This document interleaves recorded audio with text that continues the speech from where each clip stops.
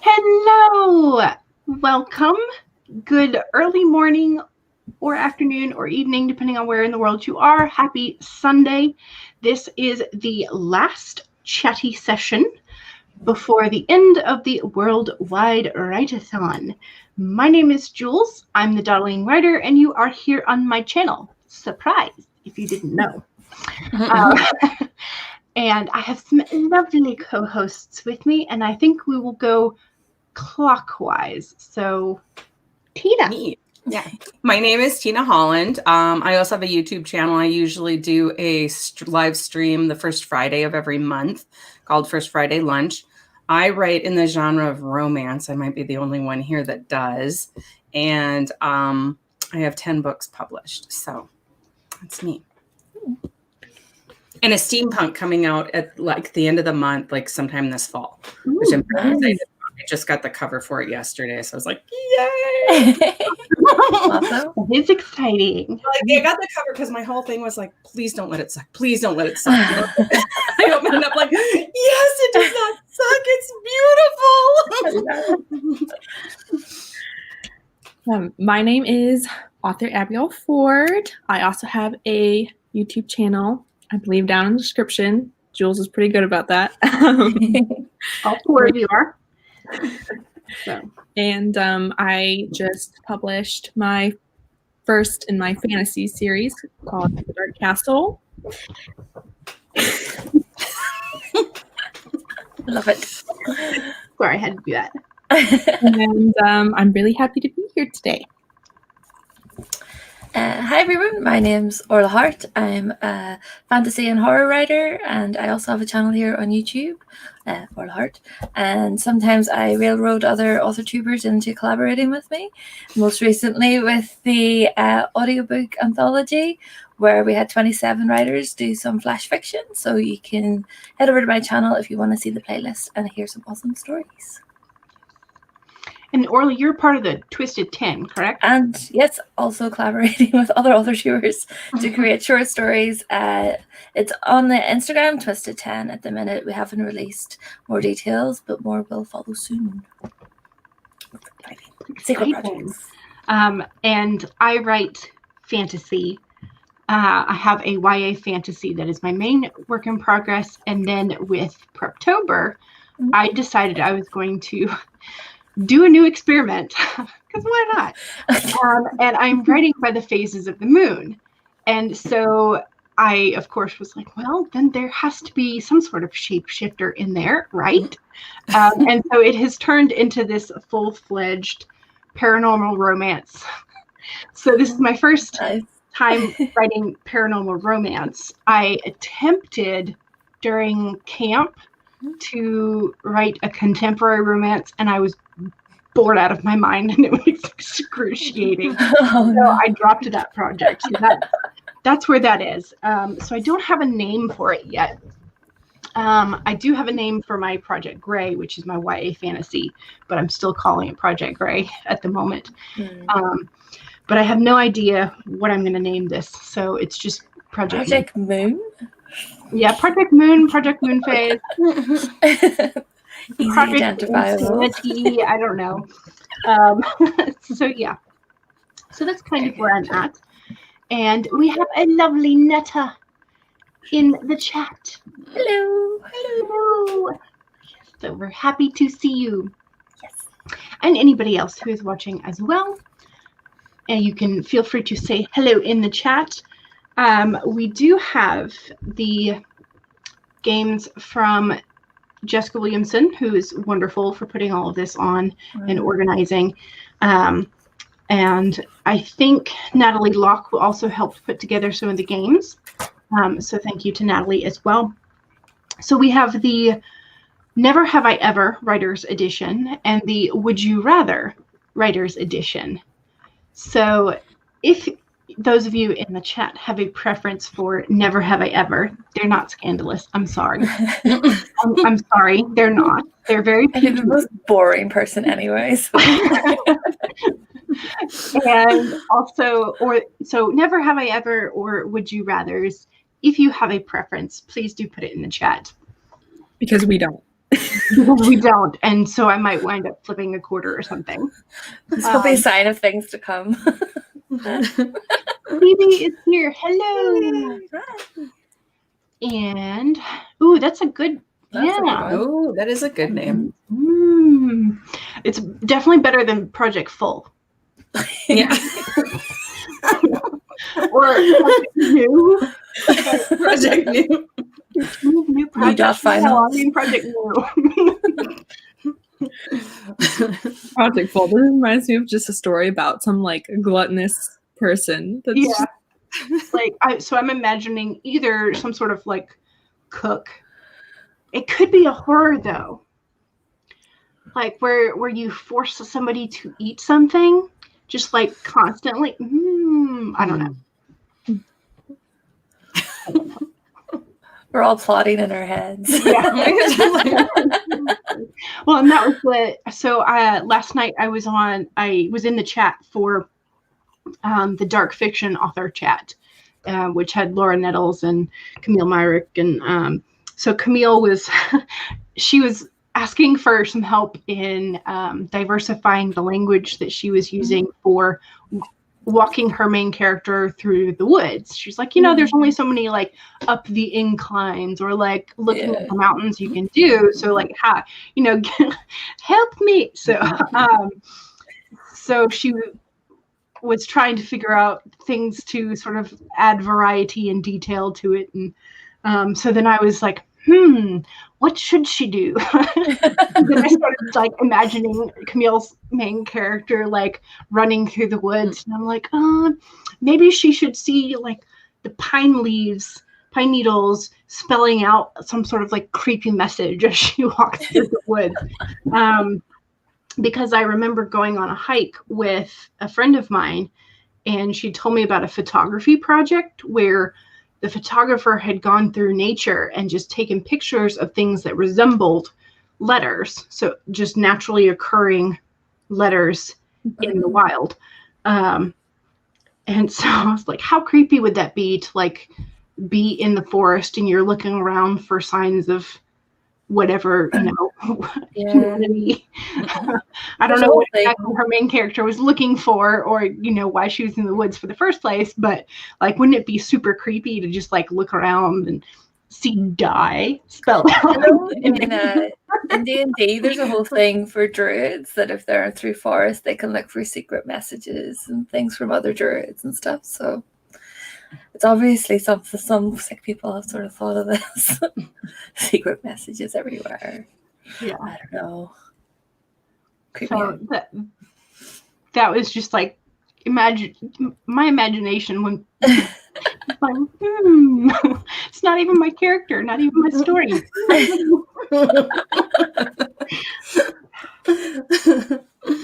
That's how you know you're a writer, when you can just people give you a scenario. So well, I think I started writing, and so I've never, I think, officially done like real fanfic, like a proper plotted fanfic, but I do remember reading a story and then going, I'm not satisfied with that ending. It should have gone like this. So like playing it out in my brain, but not actually writing it down.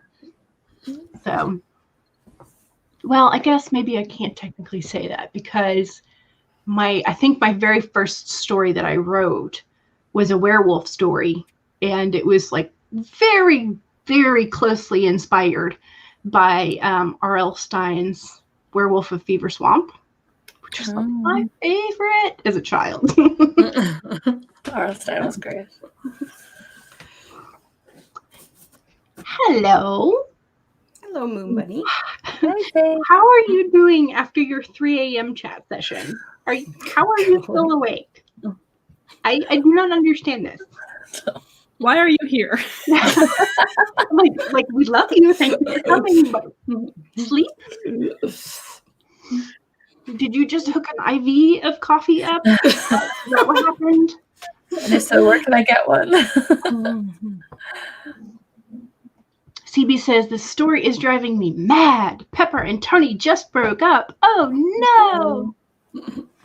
How many times is this now? I've kind of lost track, not gonna lie. Cache! Hello! Good morning! How are you? Yes, Netta wants to know what Cache is working on today. Thank you. And Inquiring minds want to know. Cache's short story, Penelope's Curve. It's really good. She put it on Wattpad, so it's free to read. And there's so many good things about it. But so I went through and I as I was reading it, I was taking notes and comments so I could put it in the chat. And so essentially, like, my comments are just in order of like my brain going Real-time reading. Yeah. So it's like Awesome. like the annoying person at the movie who won't shut up. That's kind of the voice in the comments. Yeah, that's me whenever I'm beta reading for somebody. It's all like, oh my God. And then 2 seconds later, it's answered and go, oh, never mind. Yeah. I think that's awesome feedback, though. I love when that happens. Yeah. Especially if you can't see them reading your story, then you're like, oh, I get a sense. So I wanted to ask why you chose to write the genre that you write in. Like, what was the draw for that particular genre? Are you going clockwise again? Yes. Okay. Otherwise, I won't be able to keep up. No, that's totally fine. As long as we have some sort of consistency. I have been on ones where like, okay, now we're going to go to the bottom corner. Right. Yeah. We're like, what? So I cannot do that because I will lose my brain. Like, it's gonna, go ahead. My parents, my dad and my brother would play computer games and have for a long time. And we liked the ones that are very open world concept, or so whenever I enter a cave, let's say, and there's all kinds of branches and whatnot. My dad's policy is when you start a game, you choose a direction to go in first and you stick to that. So you always sort of like go to the right or go to the left, and then eventually you explore the whole cave. My brain goes, I think I'm gonna go to the right today. Or at least for the moment. And then I get halfway down that branch and, oh, I should have gone left. So I turn around and I go left and I clear all the left stuff, and then I go, oh yeah, I didn't finish that right passageway, and I go back and there's like this little teeny tiny nubbin that was like 10 feet longer. So that's what my brain does. So I can't do the multi-directional, we'll just go clockwise. Keep it simple. It's interesting when you talk a little bit about, maybe this kind of leads into like why you write what you write. But my sister and I grew up in the same household, and maybe it's indicative that she reads and writes horror and I read and write romance. And so I've always said she's glass half empty, I'm glass half full, because she's always like, how could we have both grown up in the same household and I thought it was miserable and you loved it? And I'm like, I don't know. My childhood wasn't that much better than yours. I'm just an optimistic person. So, but yeah, I write romance, and I've been reading romance for years. And I just wanted to tell my own stories. And I like, kind of like you said, where you've read a book and you didn't like the way it ended. I've watched movies and like, why didn't they do it that way? And so then I'll create like original characters and write the story I want to read. I tend to write more paranormal and fantasy than contemporary. I have written contemporary, but that's the one I'm just slugging through right now, trying to get it finished before Nano starts. And I'm just like, it's just hard. It's ordinary, I guess. So, and I think right now too, with the way the world is, people really want to escape. And as a writer, I probably want to write escape versus writing something, contemporary that might be happening today. So That's fair. I think I always kind of used my imagination as an escape in my childhood, and I always wanted it to be more exciting and just more fantastical. There's so much in where I felt like the world's kind of boring to some degree. I'm like, why couldn't there be dragons? Like, awesome. Like, But yeah, so I think that for me, it's always a what if, like, what could there be that there isn't really? Exploring ideas and concepts and creatures, especially magical creatures are my jam, that don't exist, but what if they did? What would the world look like because of them? And, I love creating culture. So what slight difference would create a complete culture shift? And you really can't do that in anything but fantasy. So that would be my answer. I think for me, I struggled with this for the longest time because I loved writing mystery, horror. I liked romance sometimes. I liked fantasy. And I think when it all boiled down to it, what I liked writing was things of a more gothic nature. So always with a darker kind of twist to it. There was, I think the tropes and themes that always sort of fell into that kind of work seemed to keep reappearing, because that was whenever I was younger, always what I consumed. So all the classics from Jane Austen and right the way through Lovecraft, all that kind of appears. So whilst I still write romance and I still write horror, that's how I would define my genre and how I kind of fell into it. It was more by accident. Like it was probably only in the last 6 months that I realized, actually, this is what I write. And now I can define myself. And it's made it a lot easier rather than just going the blanket. Because it was sort of hard at the start going,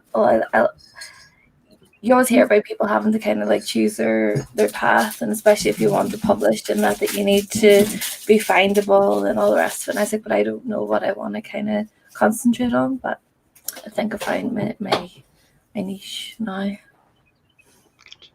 And I think that is something that is a drawback for the way that we either the way that the publishing industry sort of arranges authors, or the way that as readers we look for authors.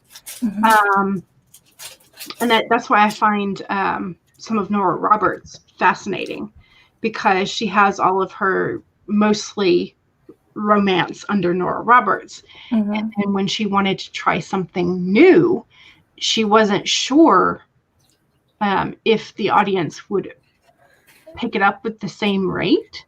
And so they published it under J.D. Robb.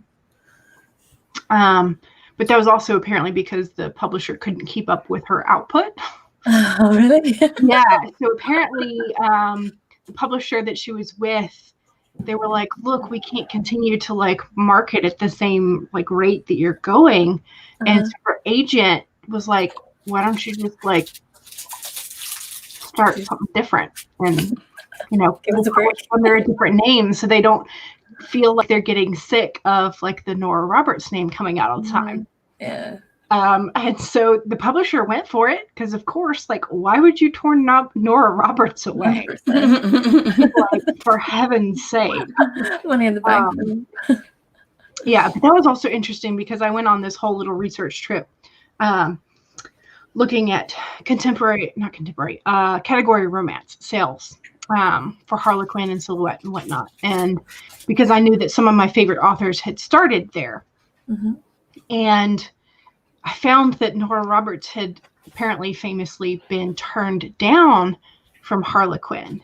Wow. So when she applied to, or like sent in a manuscript initially, they're a Canadian-owned brand, Canadian-owned business. And they were at that point essentially publishing only authors from UK and Canada. And then they had just purchased the rights or signed a contract with, was it Janet Daly, I think? And she was their one American author. So they thought they didn't have to have more than one. Wow. Because they were mostly selling to Canada and the UK. Yeah. And so they turned her down, and they turned her down with like, we already have our American author, and it's this person. Wow. Fast forward like 30 years, and turns out that author actually plagiarized from Nora Roberts and others. Oh, wow. So it was this whole thing, and I was like, wow, that's interesting. Not to tell me I'm talking too much, and I'll shut up.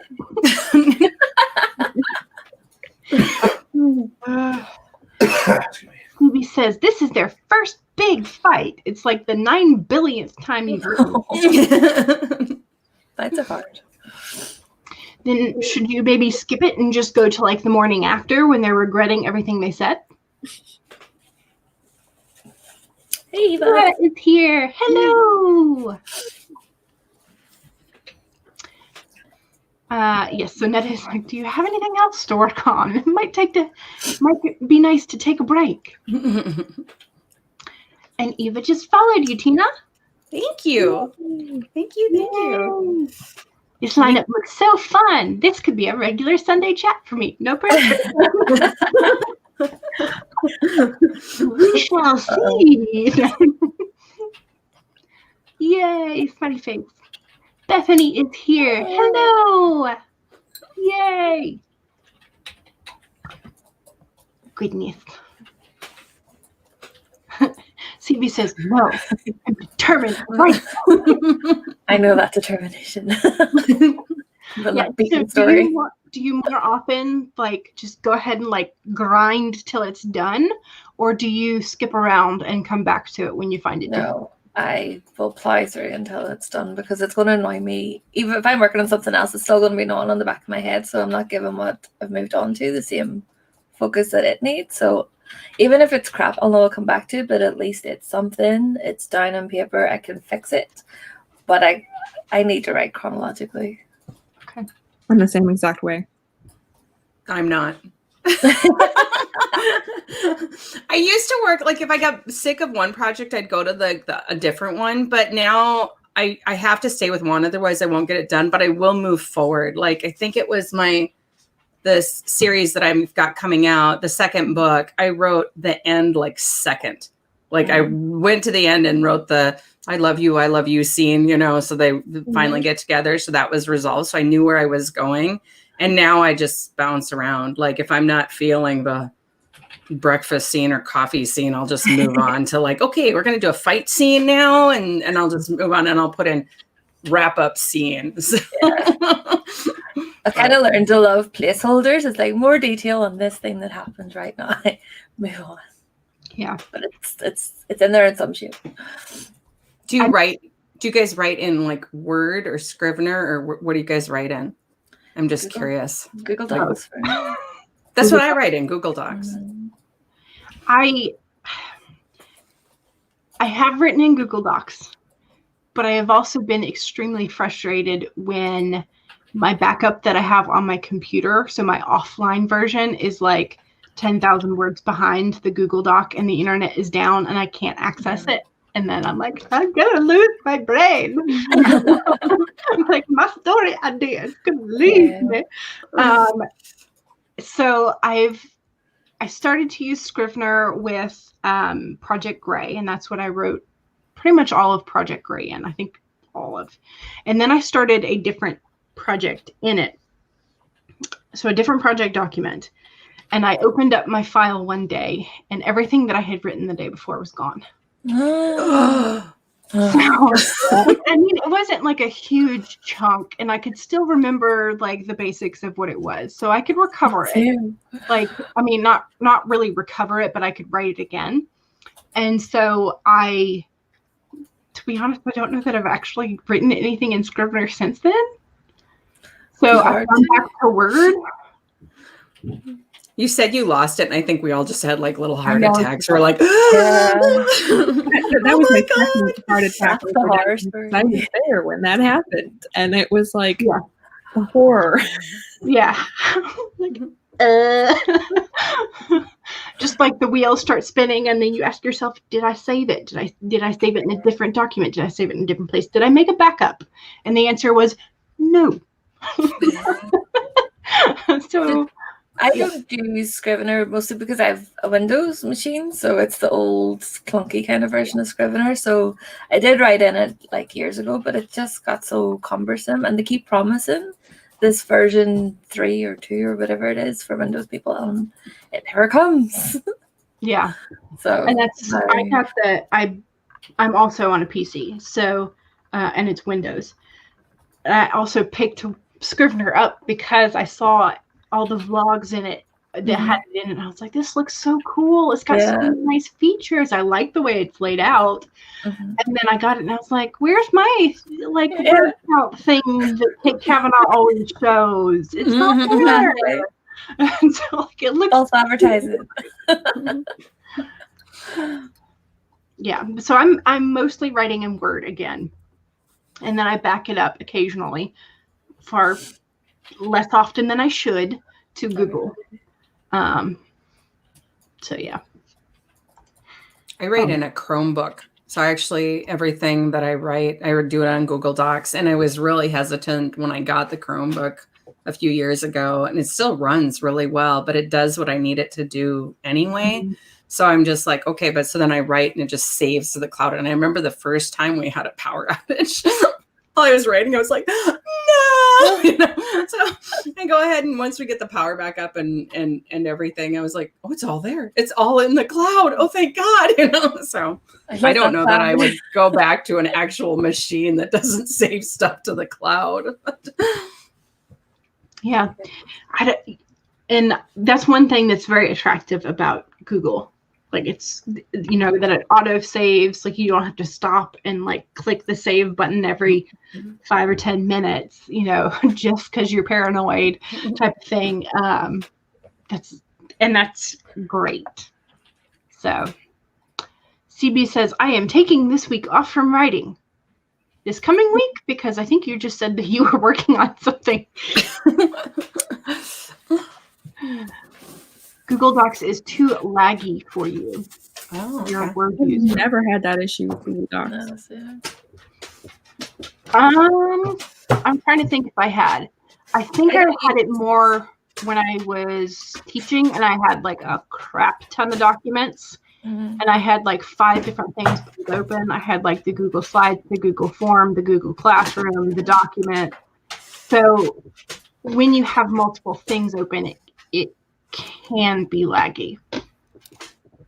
So Netta says, I use Scrivener for the sole reason that the backup is super safe. Not to mention that Google Docs takes forever to load. Yeah.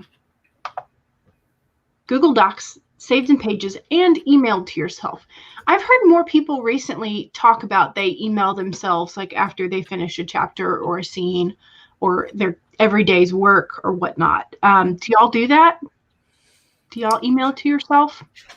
I email the final draft. Like when I'm done with the final draft, I'll email that only because I've had issues where I can't find that for whatever reason. Like I'll have issues, like especially once I've started working with an editor or something like that. And then as I get done with those milestones, then I'll email a copy to myself. So recently like last year, I had 2 publishers close. And so to find the original copies of stuff to give to my new publisher was extremely like, where is it? I'm just like very, very, very hard. So I email as the final copy as well, but I do it more as a in memoriam. I finished this on this date at this time, and you can't take it away from me. Yeah, I didn't think about that. But mine's on YouTube because I did it on YouTube. I had the end for that draft on there. So, there's that. What about you, Abigail? Yeah, I don't email it to myself. What I do is, semi close to that, is I use a website called My Write Club, and on there they have the Dropbox. And so I have it automatically saved when I'll write in like a chapter in there, and then I'll automatically save to Dropbox, and then I'll copy and paste it over to Google Docs. Okay. Nice. I had another question and then I just forgot it. Do you guys track word count? So I use like I track. Do you track it like manually, like on a Post-it, or do you guys like I use like Excel, or spreadsheets, I guess, and I'll track like how much I write or whatever to figure out what my optimum writing time is, which actually Jules like streams Monday, Wednesday, Friday are like peak optimum times. So actually, unless I'm slugging along, I actually get quite a bit of words done if I do writing in the morning versus at night. So the other live stream I follow is the Courtney Project, but she is like, if you live on the other side of the world, it might work out okay because she starts writing at like 10:30 my time and goes until like 4 a.m. or something. And I'm like, nope, not awake. Sorry. not awake at all. So I have sticky notes, but I also have my Excel sheet because I'm tracking for half mil wording. Yeah. So I do not think I can do a full mil wordy at all. But I am reasonably sure I can do the half mil wordy. So, and thus far, I have been able to keep up with the word count. So, I'm tracking for that. But I am finding that I am starting to use, like, it's your brain going, oh, I've got this thing that I've got to hit my word counts up. And so I've started catching myself using like 3 smaller words when one would have done. And so I'm not happy about that. But as long as I can sort of like catch myself and keep myself from doing it, I think it'd be fine. Yeah. Because I am finding that I'm writing more each day, and writing for sort of like a little bit longer each day to get the word count that I want. So if you're doing the military thing, watch out for that. Yeah. I have a planner, just like an A5 planner, and there's like a page that's blank that I kind of put out my own kind of to-do list and that, but at the bottom I'll write out a tracker just for the number of words per day, and that I'll know like maybe there's 2 or 3 days that maybe I haven't written, and I'll start turning, but I don't track per project or, you know, per sprint or anything like that. I think that would freak me out. I do a little bit of all of the above. Sometimes I don't do anything. Then I do have sticky notes that I wrote down my sprints for like a week. Actually this was one day. I just wanted to see what worked better for me, like time, sprinting wise. Was it on camera? Was I watching someone else? Was I just doing it on my own? Because I really want to see what my productivity levels were, you know, compared. And then I also use a couple websites to help me track. My Write Club is one that you can plug in your numbers and they'll show you a graph. And then the other one I use is Write Track. And you can set a goal in a certain times, like length, you know, month or whatever.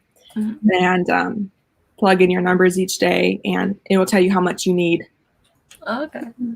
So an alternative to the Nano site. Yes, it is a complete alternative. And you can also choose, like, if you don't want to write on Sundays, you can say put your work, like your amount as at like 0, or if you want to have a lesser day, like, so it's like 0 to 100. So you can do like 0 for nothing, and then I think it's called weight, like the weight of work. And then if you want to say on Saturday, I'll do work, I just don't want to do as much work, then you can put it at like 50 or 25 or something, and then it'll give you a lesser word count and increase your other days. Oh, clever. I might check it out. Yeah, because the Nano site is weird. Yes. Like, it's very weird. Yeah, and they redid it. Like, was it a couple years ago they redid it? And I don't care for the new site as much as I like the old site better, but you know, I'm resistant to change, so maybe that's it. There's a lot of us that are. So that was really weird. I tried to do the 2 different projects, or 3 really, but 2 that I was counting during camp. And I stopped after like the 3rd day because when I went in to update the word count in the 2 different projects, I couldn't just add one to project A and add one to project B. I had to switch which project was my main project for camp in order to update the word count. Yeah. It was so weird, but it's Nano. You know, they provide a nice, entertaining thing. I did remember that I've got my bullet journal. See if I can do this. So at the bottom of each day, I have a space that I've done gray highlighter, and so I put the word count there. But yeah, so that's another way that I track. So I track like 5 different ways. You're the opposite to me. I track one way. I know, like, and I'm inconsistent with one. Yeah. So like I wish that my brain was organized enough to like only do it one way. But I've just like I forget to do the one in my bullet journal for a couple days, and then like I'll do it on my sticky, but I'll forget to do it in my Excel and so then I have to hunt for the sticky and like just not good.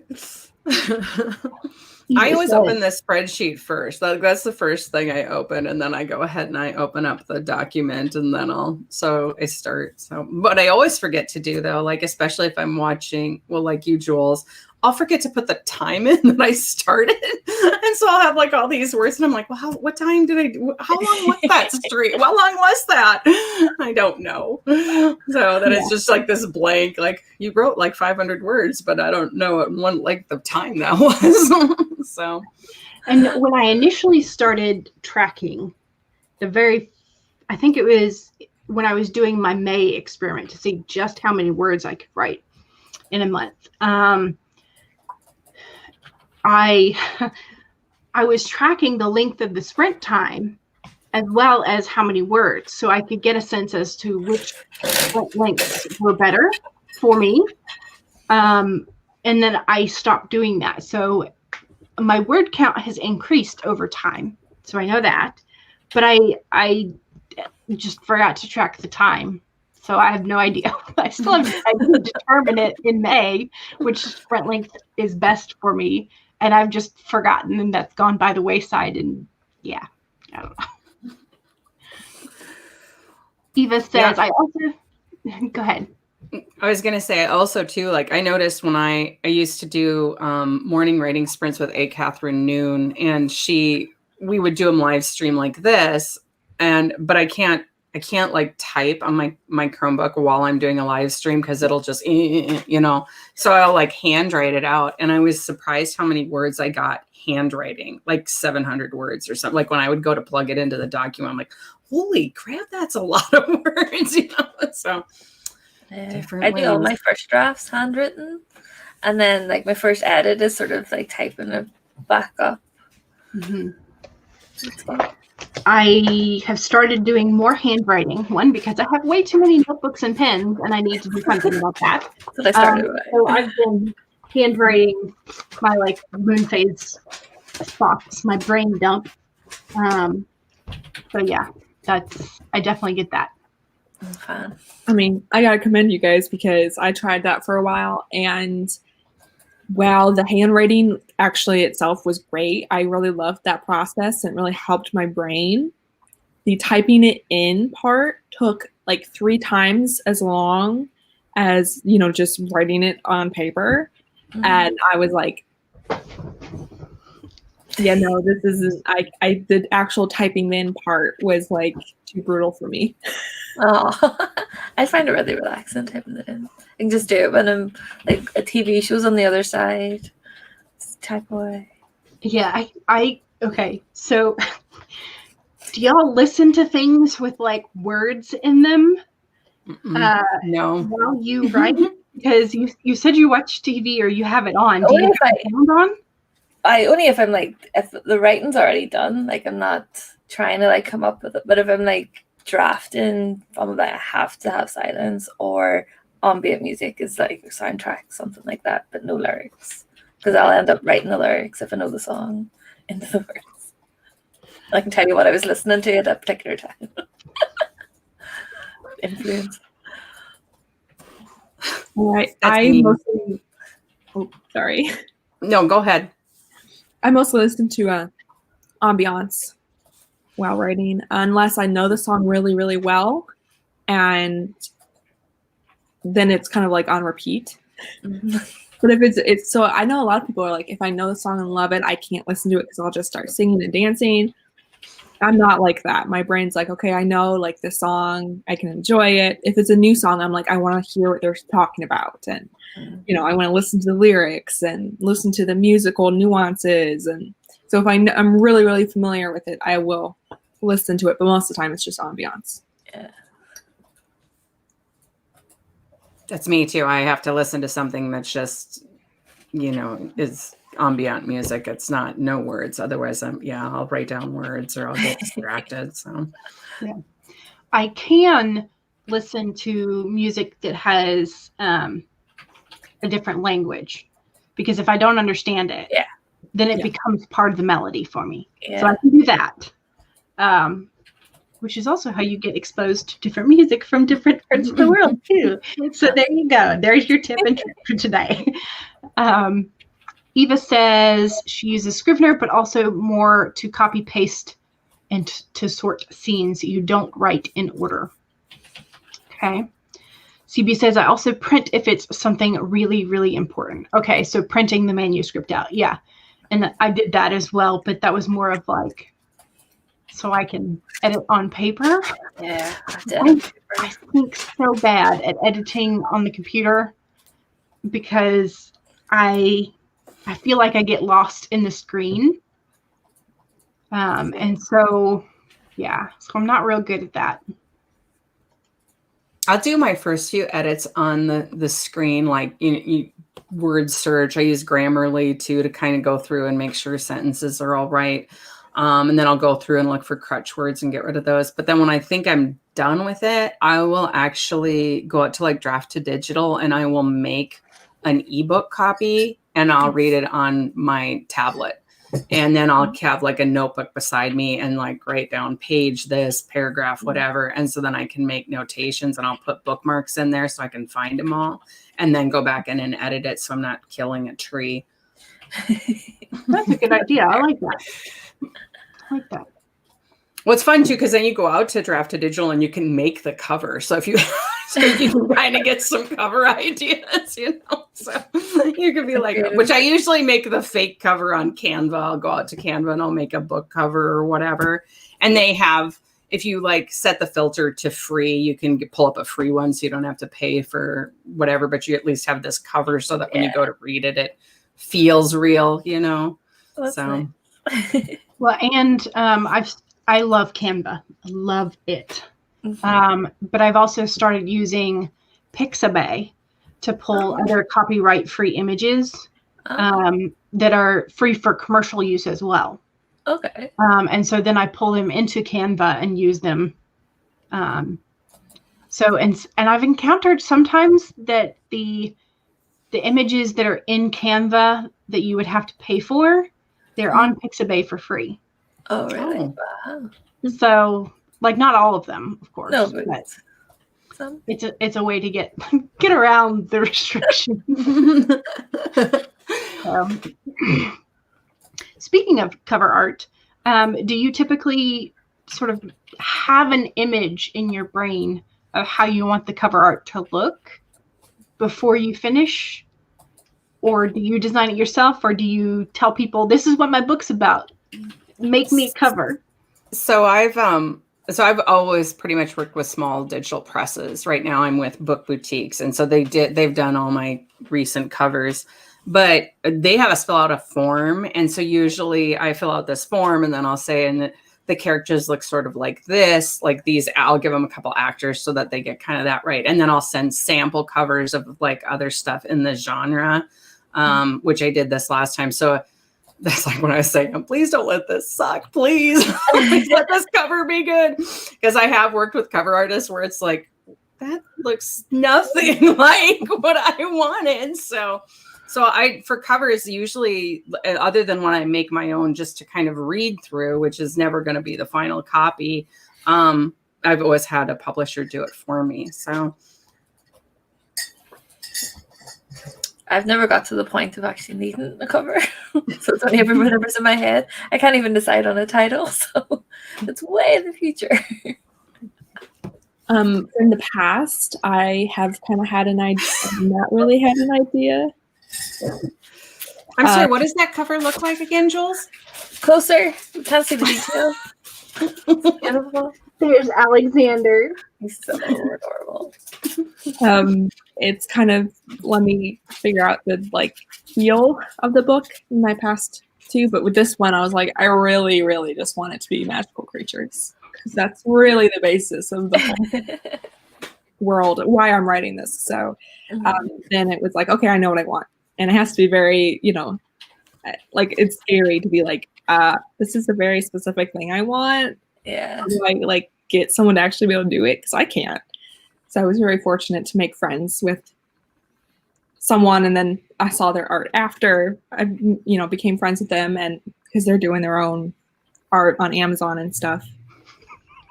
And so then I was like, yeah, can you try this? And then she did it, and I was like, whoa, this is better than I could imagined.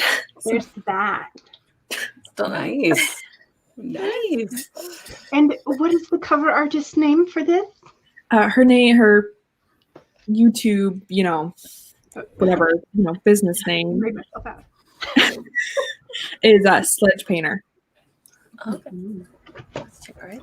Yes, and she has a time lapse of. I'm trying to get my camera.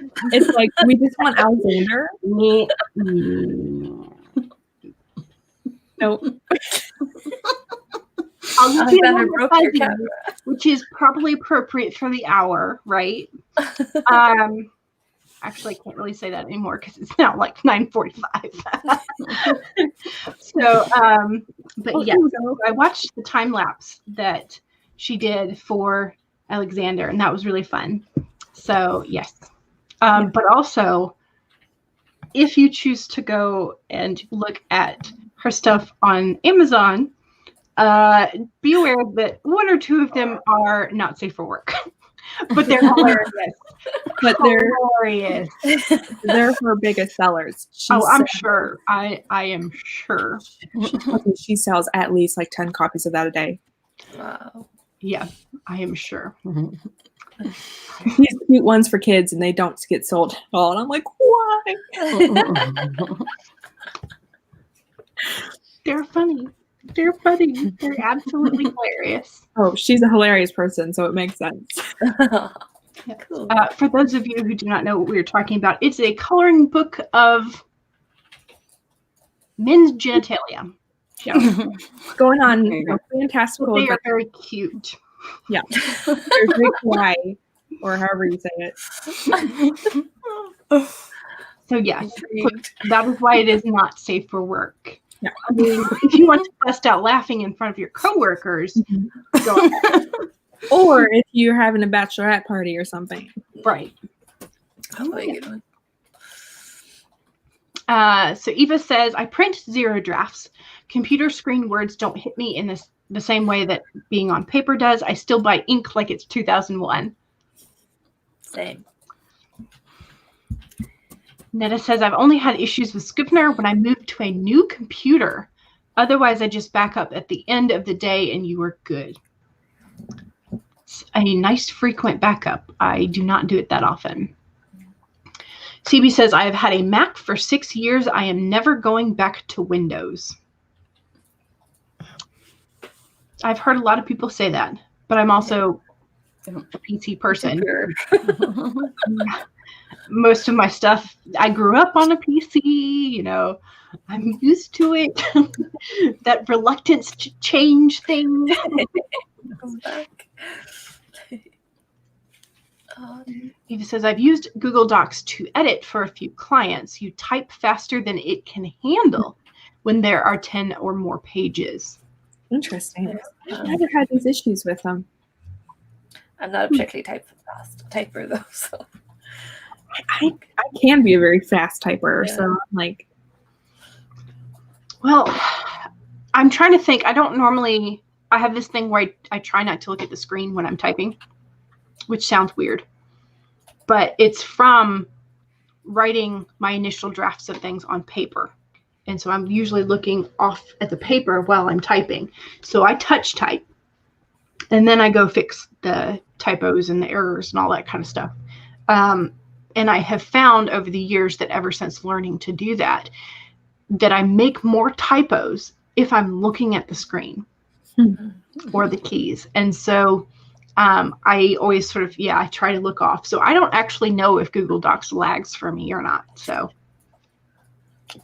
I've dictated handwritten stuff before because Google Docs has a thing where it'll let you talk to the thing, which is always interesting because I write really fast sometimes. And I'm like, I'll be in the middle of the thing and I'm like, what word is this? What was it? And it's like typing all that on the screen. So you go look up and you're like, oh man.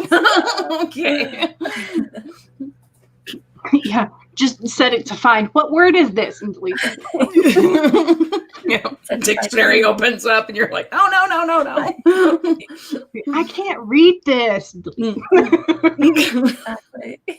But yeah, I definitely feel you there because my handwriting is questionable at best. So always multiple things open. Yes, for sure. CB says, I'm taking Monday, Tuesday, Wednesday, and Thursday off. You need to concentrate on clarinet for a few days. That's right. You are musically inclined. I am not. Me neither. Not really. Well, yeah. No, I got my mother's family's genes on that front. So my paternal family is musical. They've always played the piano and the organ and all that kind of stuff. Very good. Mother's side of the family wishes they were musical. Pretend My brother's musical, but I have not got any musical genes at all. He got them all. Okay, so Just Eva says, I have 18 documents with similar names. When you get the draft done, you email for sure. This is the right one. I'm sure. Oh, yeah, I was going to ask how you name your final drafts. Do you name it as Final Draft 1, Final Draft 2? I name final when I'm done, but I just recently I sent my second book off on the steampunk series off to the editor, maybe this last summer, and I got back notes saying, this looks like it's only got it's missing the third act. And I was like, well, he doesn't know, whatever. And I go through and I'm like, I sent him the incomplete manuscript. And I'm like, oh my God. Yes, Daniel, you're right. It is incomplete. I'll make those changes. But yeah. And it was because I had two that were the exact same name. And I just grabbed the more recent one according to when it was created. Cause I'm like, well, that must be the most current one. And I should have looked through it. So always look through stuff before you send it off to an editor, publisher, agent. Make sure you've got the final or label it final. But yeah, I just label it final. And then if I get stuff back from edits, I think the one I got back from him is called Daniel's Edits or something like that. So. Okay. What about you, Abigail? Yeah, so typically I will put, when it's I'm sending off to my editor, I'll put my editor's name, copy. And that way I don't confuse. This last time I had some issues confusing. I sent the wrong one to my proofreader. So it wasn't the one my editor had gone through. So that caused quite a bit of an issue. So yeah, I typically do her name, and then that way I can copy over and do my proofreader's name. And then when that's all done, I'll do final copy. How about you, Orla? Well, I don't need to send to editors and that because I'm so early in my journey. But in terms of saving, I never write final. I'll write the last scene. So I have a rough outline, so I know what the last point that I've written and the date, and that's how I know. Gotcha. Well, I've confused myself because I have Project Gray Draft 2, but then I have Project Gray 2, which is the sequel draft, and so I've done it to myself. Yes. Done it to myself.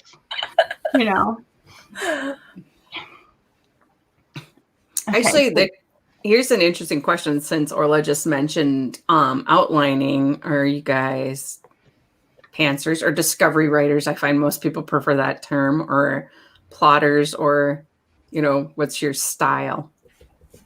I am mostly discovery, but I have had I had a loose outline that I changed a whole lot during last Nano, which was the first time that I won Nano, and that was Project Gray that I finished in May.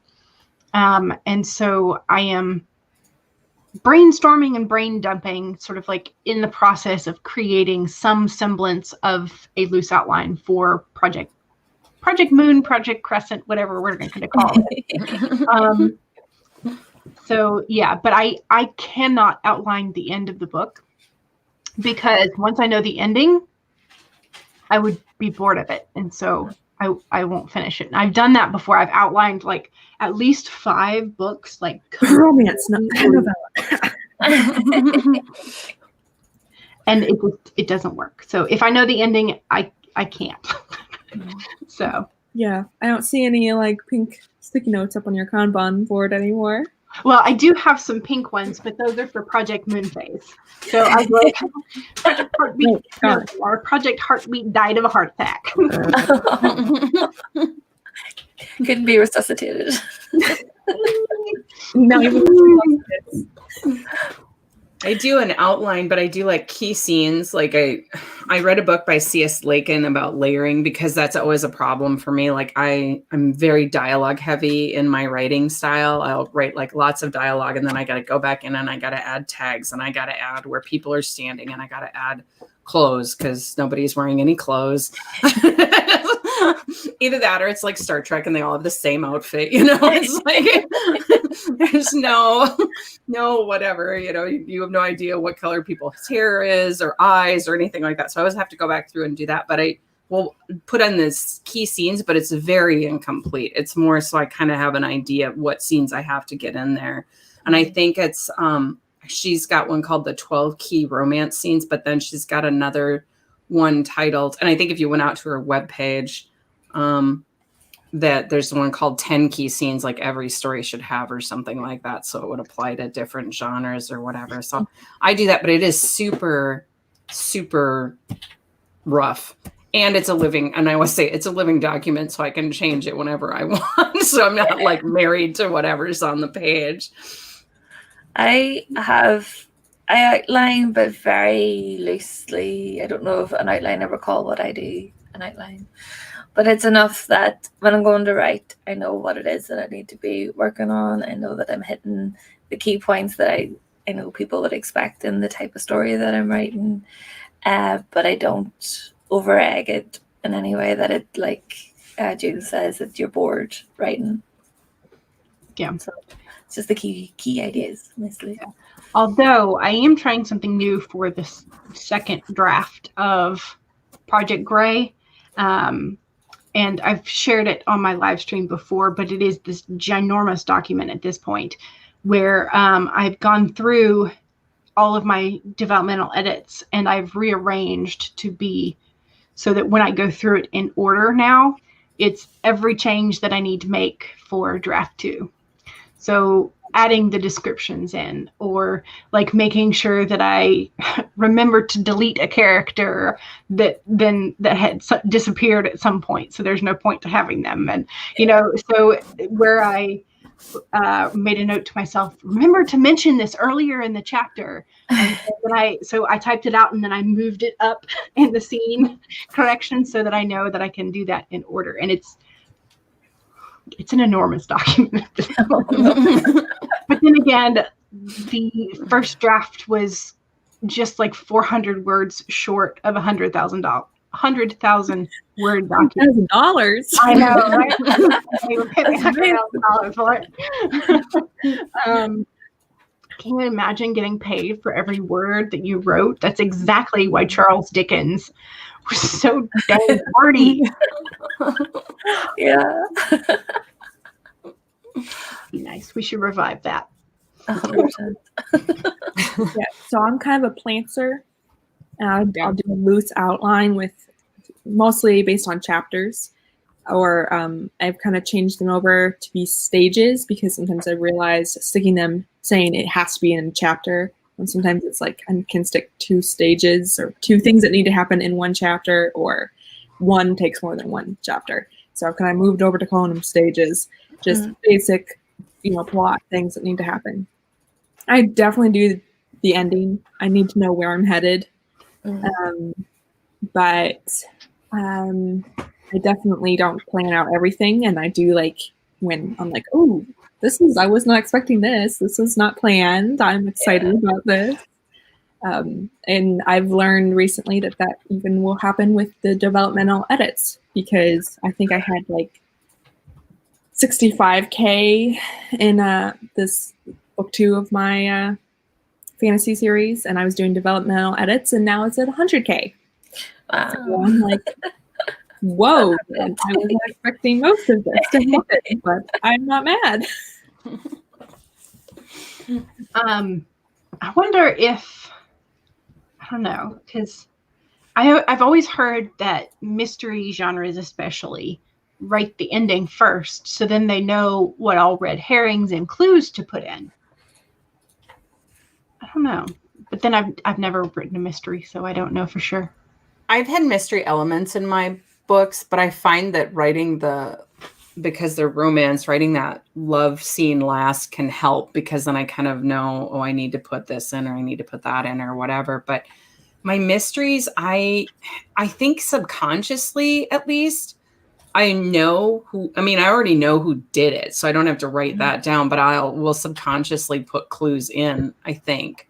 So, or I know that I'll write down like the clues I have to put in, because I'll usually put in, Bob did it. And so you got to put in clues about Bob, and I'll usually write those down on like a Post-it or something, but I don't necessarily plot it on paper. That dang Bob.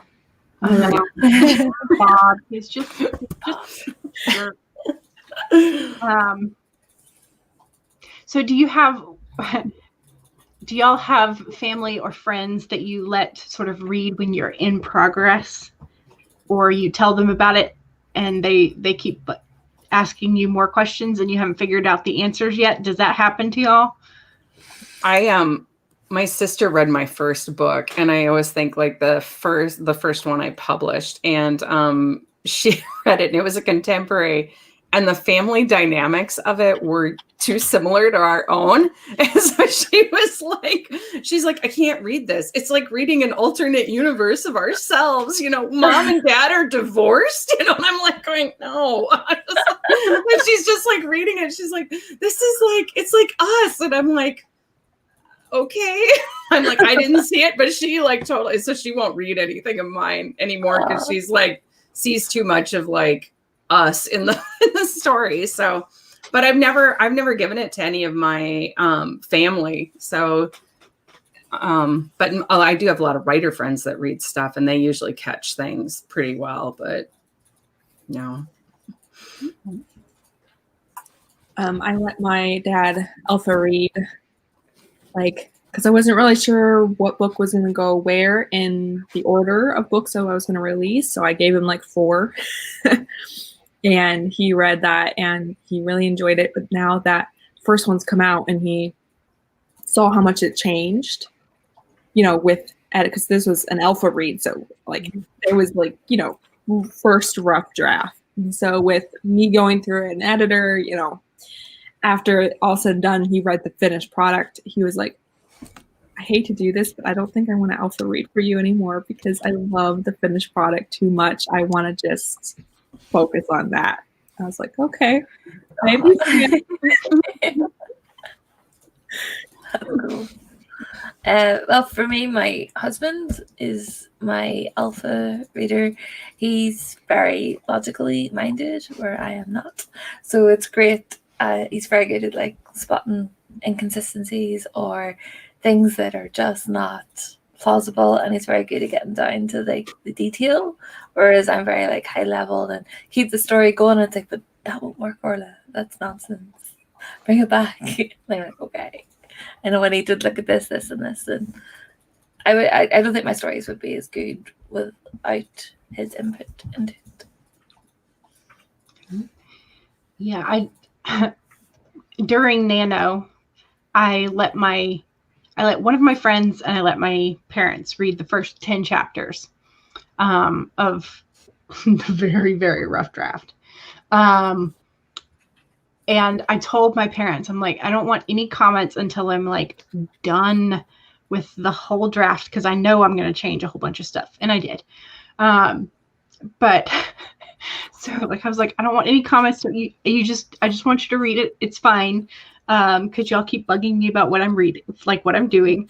But I was like, I don't want to hear any comment. So as soon as my dad finished it, he's like, when you're ready to hear it, I've got some thoughts on how to make it better.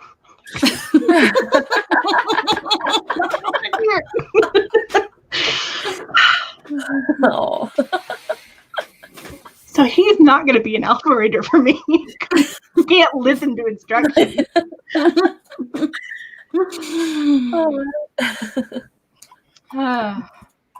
So we're talking about when we were talking about tracking, Eva jots down words on your planner and then input them into the spreadsheet.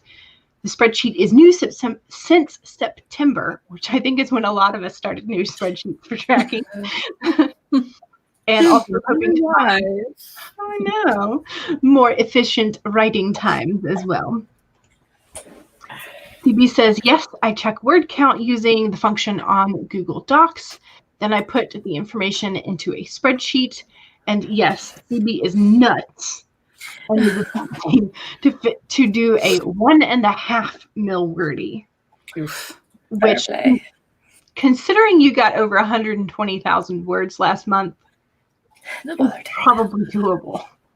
Knowing CB and the word count they get with every sprint, I'm like, I think CB will be able to do it no problem. Alex, hello, welcome. Hi. You use a spreadsheet to keep track of how many words are in each section and in the total project word count, since you have different documents for each scene or part. Interesting. Nice. Do I have that for the Cinderella fanfic? It's not a fanfic, it's retelling. Still a fanfic, right? Probably. I don't know. If it's a public thing, it's retelling. Yeah. I know, but at the same time, like, they're also fanfics. Yes, they are. But they're fanfics you can actually publish and, get money off of. Yeah. Unless Disney comes after you. I'm planning on changing the names to protect their identity. Plus, I hate the name Charming, so that's going to die.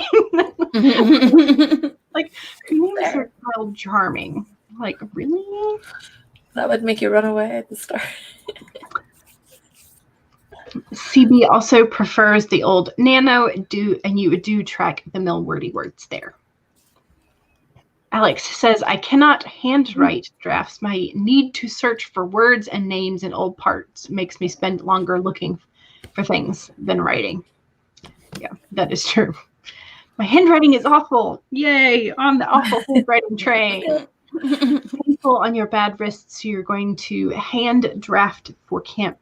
So you're only going to hand draft for camp next year. Words. Glory pointed out that there is a video by Jet Pens that explains the differences in pens for your hand grip style. Oh. So, and it was very, very interesting. And I've sort of found that while I'm trying to use up some of my pens, I am encountering some of the same problems that they are talking about. And so now I'll be able to kind of go through my pen collection and donate the ones that are not the right style for my hand. Oh, okay. So depending on how hard you grip and how hard you press down, there are different styles, and the width of the barrel makes a difference and how padded it is. So if you write normally like that versus like that, there's a difference. And so it was really interesting video. Yeah, it makes sense. I never really thought about it. Yeah, I didn't either. And then I was like, yeah, no wonder. I'm sitting here laughing because Eva just said that her kid's name is Charming. All right. I'm sorry, Eva. I'm sorry. I shouldn't say things like that. I'm sorry. Well, I mean, I suppose it's probably the same thing as like naming your kid Hope, right? Mhm. You hope that they are going to be hopeful, or you hope that they're going to be charming, or they are charming when they're born, and you're like, yes. So one of my friends taught in Japan, so she wasn't doing the official JET program, but she worked for a private tutoring company that they offered English classes, and so she got to teach the little bitty kids, so like the toddlers. Oh. And so one of the kids that she met was named Genki, and Genki means sort of like happy and energetic. And she was like, that kid was the ginkiest kid I had ever met. So when she met the kid's mom, she was like, how did you know? She's like, I just knew when he came out, he was ginky. And so it had to be ginky. My favorite sushi restaurant around here is called Genki. Oh, so cute. Also, Eva, her son's name isn't really actually charming. Oh. Give me a heart attack. I'm gonna die like Project Heartbeat. No, I'm kidding. Lizzie is here. Hello. Depends on what you're writing. Yes, listening to the piano guys. Oh, I love them. They're Good. As much as you adore them, you cannot listen to Bon Jovi while you're writing. Yes. Opera is good for that. Yeah, I would guess that it would, because normally it's not only in usually a different language, but it's also like the notes are so extended and the vowels and all that. Yeah, that would be an interesting. It's funny that you guys are talking about children's names, because my daughter, Kira, is named after, a lot of people are like, oh, is she named after Kira Cedric? I'm like, no, she's named after a Gelfling in the Dark Crystal. Because I always loved that name, and I'm like, that's what I'm naming my daughter. And so when she was born, that was her name. There you go. Yep. And that's what, because my full real name is Julianne. And people like, oh, are you named after the actress? And I'm like, no, I'm named after my aunt. Like, so yeah. And then when I started going by my nickname Jules, people are like, what is that from? Is like the gemstone? And I'm like, no, like Jules Verne.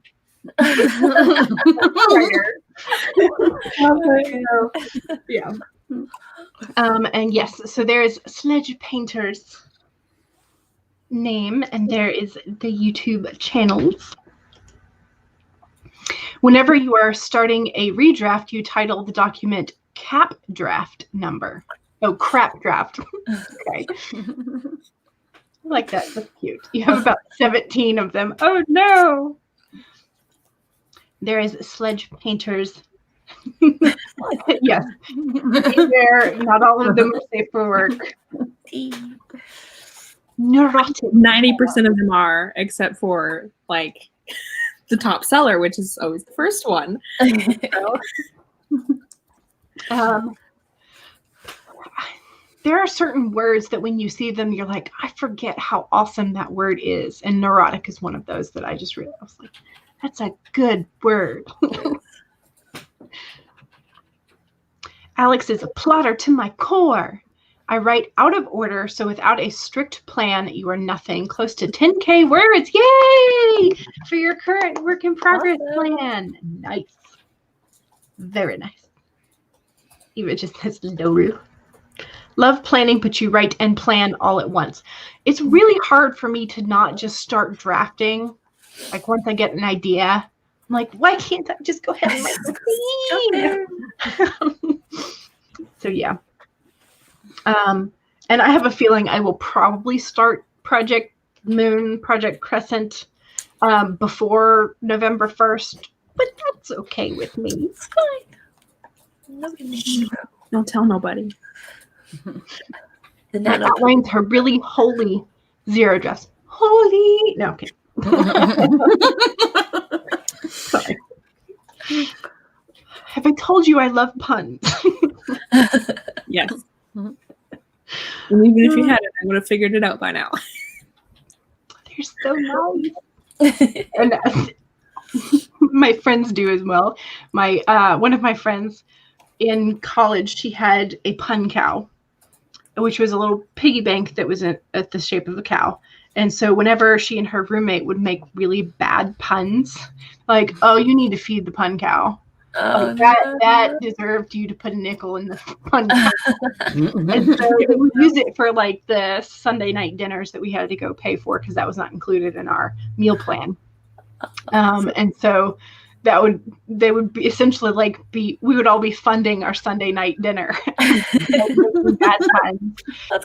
But then it got to a point where the pun cow was too full, like you couldn't fit any more in. So she asked her dad for a bigger pun cow for Christmas. And so he got like a ginormous ceramic, and they found a cow piggy bank. And so she used that afterwards to fund her vacation to Japan. Nice. So, It's a pretty big cow. I feel like that could be an award. You could have like the Pun Cow Award and have like a little cow statue give it out to people. There's a ta-da. Gonna have to make a pun cow on Canva and just award it out periodically. Here you go.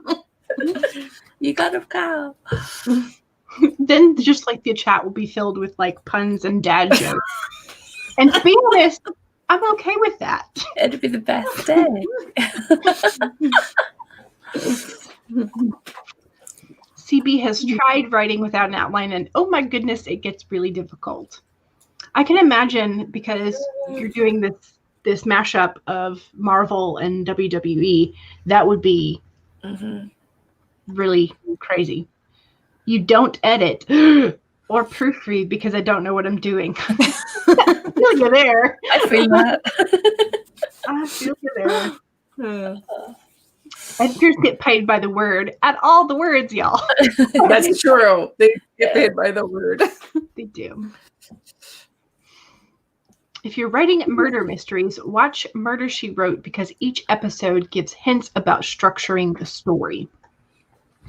And I've also heard somebody say that after they read the complete collection of Sherlock Holmes by Arthur Conan Doyle, that they had seen elements of all of those mysteries in every other mystery that they had ever read. Wow. So once you've read Sherlock, and I don't even know like how many there actually are, but there are essentially like that's the core elements of a lot of mysteries. Wow. I think you can do the same thing with Agatha Christie because I'm kind of doing the same thing. Gotcha. You could do that with romance too. You take any fairy tale, and all romances are based off any given fairy tale. Happily ending fairy tales, not Grimm Brother fairy tales. I considered getting my master's in English instead of in teaching. And my thesis, if I was going to do the English degree, was going to be on how modern romance stories were like the contemporary version of fairy tales. Yep. Because there's a lot of elements of leftover oral storytelling that have stayed true within the romance genre. I mean, most genres as well, but yeah, you have a lot of those fairy tale elements in the romance. So Eva says, I'm not writing mystery though. Not yet. Nicole is here. Hello. You are so fun, and I'm glad that we are getting to see you in the chat today. Although it's pretty late for you, isn't it? Because you're in the because you're like on the other side of the world from us. So very much so. But I love your typewriting pictures on Instagram, and it's so cool. Yes, okay, that's where Eva was saying, my kid's name is Charming. Just kidding. Hello. The reason you're hand drafting for camp is because you've got 2 music theory exams next year, grades 3 and 4. Getting tough. Good luck. I would never be able to pass those, but good luck. Yes. Yeah, exactly. And I find that I actually do better with heavier pens, which explains a whole lot of what like my brain was like, oh yeah, when I was watching that video. So, Light bulbs. because then I don't feel like I have to press so hard because it's already pressing hard just due to gravity. So, Isaac. You kind of want to get an aquarium just to name a fish Charming. I wouldn't be mad at that. Not the effort, though. It needs to be like one of those that has like the really chubby cheeks and like the bulbous eyes. I mean, most fish have kind of bulbous eyes, but you know. The ugly fish. Yeah, exactly. Just name the ugliest fish Charming. Nicole thought that Kira's name was inspired by Death Note. Kira is a popular Irish name as well. Kira is a good name. Unlike Charming. No, I'm kidding. Charming. I have a sister named Carrie. Her married name was once White. She was always asked if she was named for Carrie White of Kingscare. Oh, that would be an unfortunate. Yeah. Pun Cow Awards. You want an AuthorTubers End of Year Awards show. Oh my goodness. Fun. That would be kind of cool. Terrifying. Like most live streams goes to this person. Mhm. Like longest live stream goes to Charlie. Yeah. Although didn't somebody do like a 12 or 16 hour one? I'm sure Charlie will get there. I know someone did like a sleepover one where they literally stayed up all night Oh my goodness. and have a sleepover with me, Gotcha. which is a really cool idea. Absolutely. Pun cows could be one of them for sure. Love Agatha. Cry of the Celts from Lord of the Dance just came onto your Spotify. Lord of the Dance is a fun show, the River Dance. But I watched a documentary on sort of like how much of a jerk the initial, what is his name? Mike Flattery. Yeah. Yeah.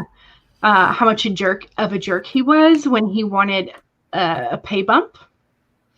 And he essentially like abandoned them like 2 days before because they wouldn't give him the pay bump because they couldn't afford it. All the gossip. Sorry. Just even though I know I'm more of a Grimm's fairy tale kind of gal. My fantasy projects are very fairy tale-esque without the romance focus.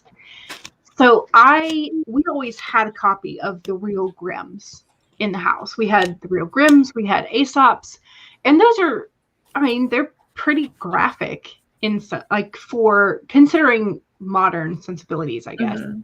Mm-hmm. And so when I got to college, I had read them like a bajillion times. And I took a class on children's literature and fairy tales, like oral storytelling, fairy tales, and folklore. And that was a lot of times they tied that into children's literature. And we talked about Hans Christian Andersen and The Little Mermaid, the original one, as well as like Cinderella. And there were college kids. So this was my senior year, I think. So 21-year-olds who had never encountered the originals. Like they only knew Disney's. And I'm like, how do you only know Disney's of this? Like, that's weird to me. I don't know. But and that's probably just because we always had it in our house. And at this point, I think I have like 5 different copies of Grimm's because that's how I roll. Because, slightly different translations. They use different words to describe things. The same reason I have about 6 copies of the Arabian Nights. That's a very good cover. So I think I have 1 or 2 versions of like the pretty Barnes & Noble versions. So, yeah. Yeah, we just watched the live action of Cinderella like a couple weeks ago, and I was like, well, this is the part where, in the Grimms that, the stepsisters would be cutting their toes off. My mom looked at me and was like, what? You don't know? You've been missing out on a cool story. Oh, I know. So there's other versions as well, and one of the ones that kind of stuck with me was one that was based more in sort of like mountainous regions, where it was a really like a lot darker. So like the queen died, and then the father becomes obsessed with the daughter, so she has to run away. Yeah, and I was like, how is this the same story? And they're like, well, girl goes to ball. Girl gets the eye of the prince. Girl gets married to the prince happily ever after. And I'm like, yeah, I guess that's true. Yeah. But yeah, like creepy. So Nicole says, I live in the future, technically. True. It's been a while since you last wrote during this time of the night, and the writing gods blessed you with this stream. Well, if you can write to our chatter, more power to you.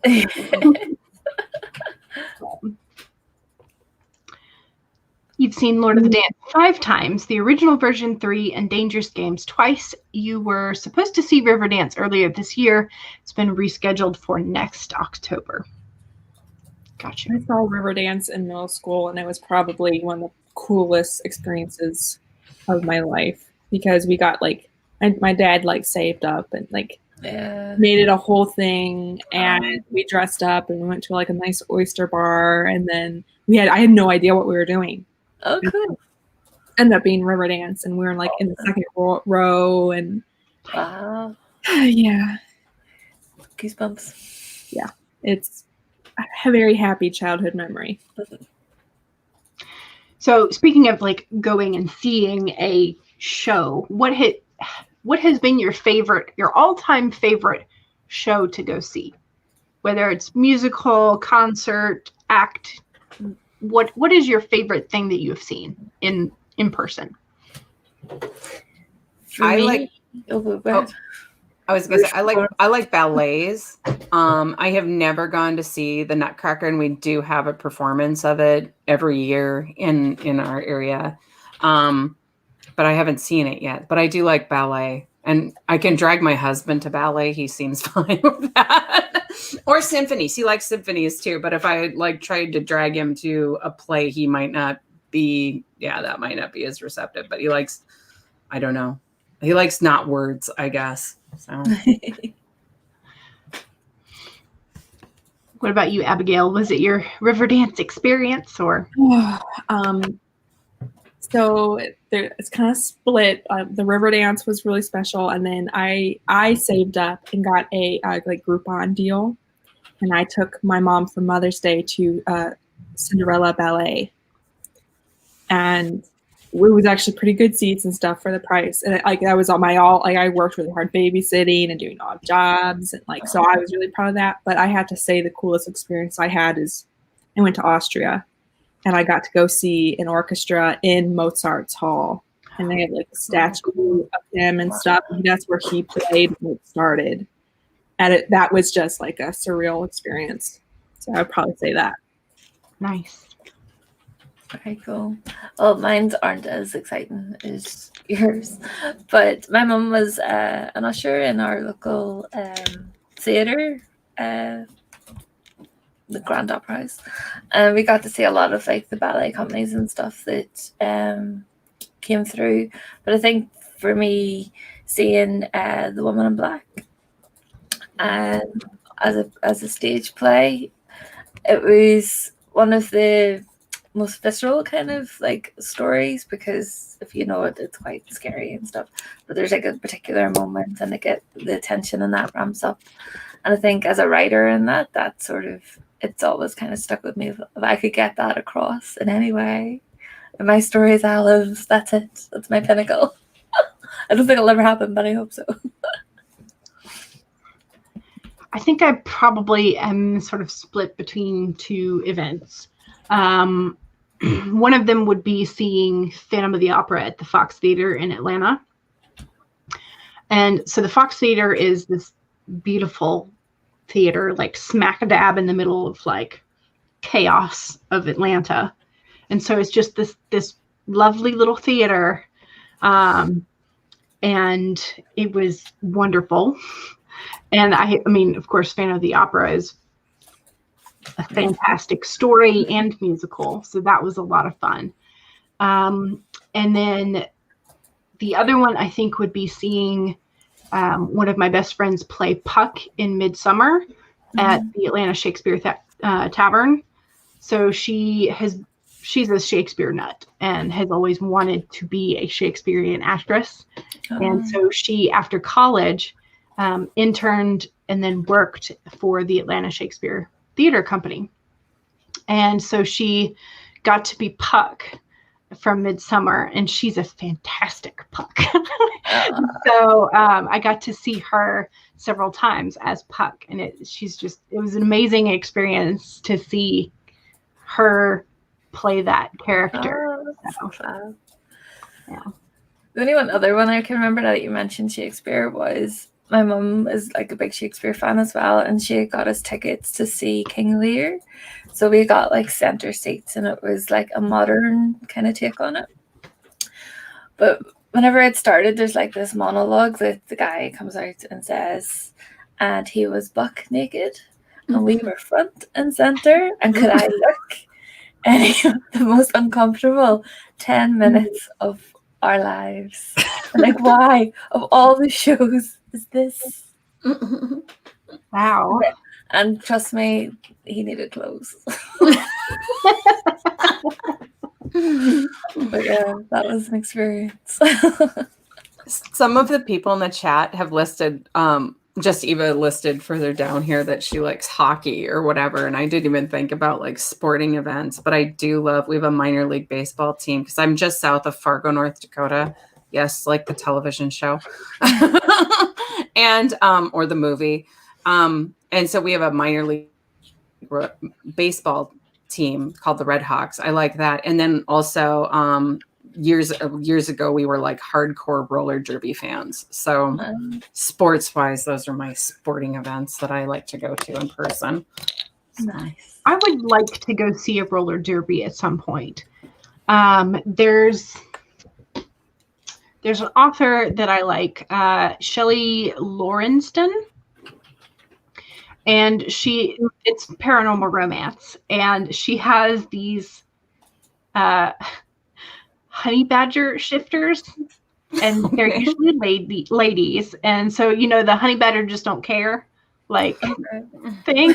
So those creatures, very temperamental, but apparently they are in her story, they are wonderful at roller derby. And so she has several of them like play on the roller derby team. And so ever since then, I'm like, I've never actually seen a roller derby. I think it'd be kind of fun to go to one. Yeah, if you get a chance, they're quite good. I mean, you should go at least once just to see if you like it. But yeah, we would buy tickets fairly regularly to. We had the Fighting Susies, and I'm trying to think of what the other one was called. I don't remember what the other one was called, but there was like two main teams. They had like a road travel team. The main one was the Fighting Susies, but yeah. So speaking of that sort of like, you read a book, you want to go try something. I was obsessed with Robin Hood as a child. And my mother had been a part of the track and field team when she was in high school. And at that point, archery was also a part of the track and field team. And so she would tell me, oh, yeah, I got to do archery in high school. And I'm like, our high school doesn't have an archery team. And so she found a archery range that was near our house, is about 20 minutes away. And so for my 16th birthday, she bought me 10 lessons at this archery range. And so we went like once a week for 10 weeks. And so it turns out the owners of the archery range, so it was like an archery and a gun range like next to each other, but they did not allow gun range activity on the days that they had the youth archery stuff. And so turns out the owner was a retired coach for the National Olympic Youth Archery Team. Cool. Oh, wow. And so she did this, just like she would come in and she would make sure that she was present so that she could like eyeball the newbies and be like, you're worth training. So I was not, but I had so much fun. And so, yeah, so that was where I learned to do archery, and I bought a recurve bow, so it's in my closet. I bought like the blob, which was like the high density foam that you could shoot over and over again. So instead of like the hay bales and whatnot. So I am very thoroughly obsessed with Robin Hood. And in fact, the particular shot where you shoot the end of your own arrow is called a Robin Hood. And the closer you get it to the center of the target, of course, is better. But yeah, when you shoot the end of your own arrow is called the Robin Hood shot. And I have done that. Oh, wow. And it ruins both arrows. Don't do it. But worth it. So yeah. So have y'all ever had anything where you read the book and you were like, I have to go do this. I have to try this. Have you ever had that? I think because everything's so fantastical, I would have to say no. Because it's like, I mean, I could wish to be a werewolf as much as I want, but that's probably not going to happen. So, Yeah. I could probably put on some watch list somewhere if I started. That's Growing up, I was obsessed with both a book series and a TV series called the Saddle Club, I think it was called. And it totally propelled me to go and ask to get horseback riding lessons. Because I was like, horses are so cool and I'll make friends. I didn't make friends. The whole point is that they're in this little like horse club at the, but I still love horses and I love horses, right? So, there's that. I actually have a horse. So, I was never a girl that was into horses. I was like dogs when I was a kid, but I had like 3 friends who were like loved horses. One of them had taken actually all of them had taken horseback riding lessons. And so when we moved from Fargo down to this farm, my husband already had a horse that we were stabling outside. And he's like, well, I'm going to buy you a horse. So he buys me this horse. And I'm like, I'm not good at horseback riding. I do have this horse, but her name is Foxy. Her name is Hanachi Foxy. That's her name. And she's really good with me, but she just generally doesn't like men. But a lot of times we'll go to saddle her and he's like, she really likes you because she like helps me. She's like, puts her ears in and it's like, okay. And kid's like, yeah, she likes you because most horses won't let you she puts on her own equipment pretty much because I have no idea what I'm doing. So that's okay. Now she's so old, she's just a glorified lawnmower. So.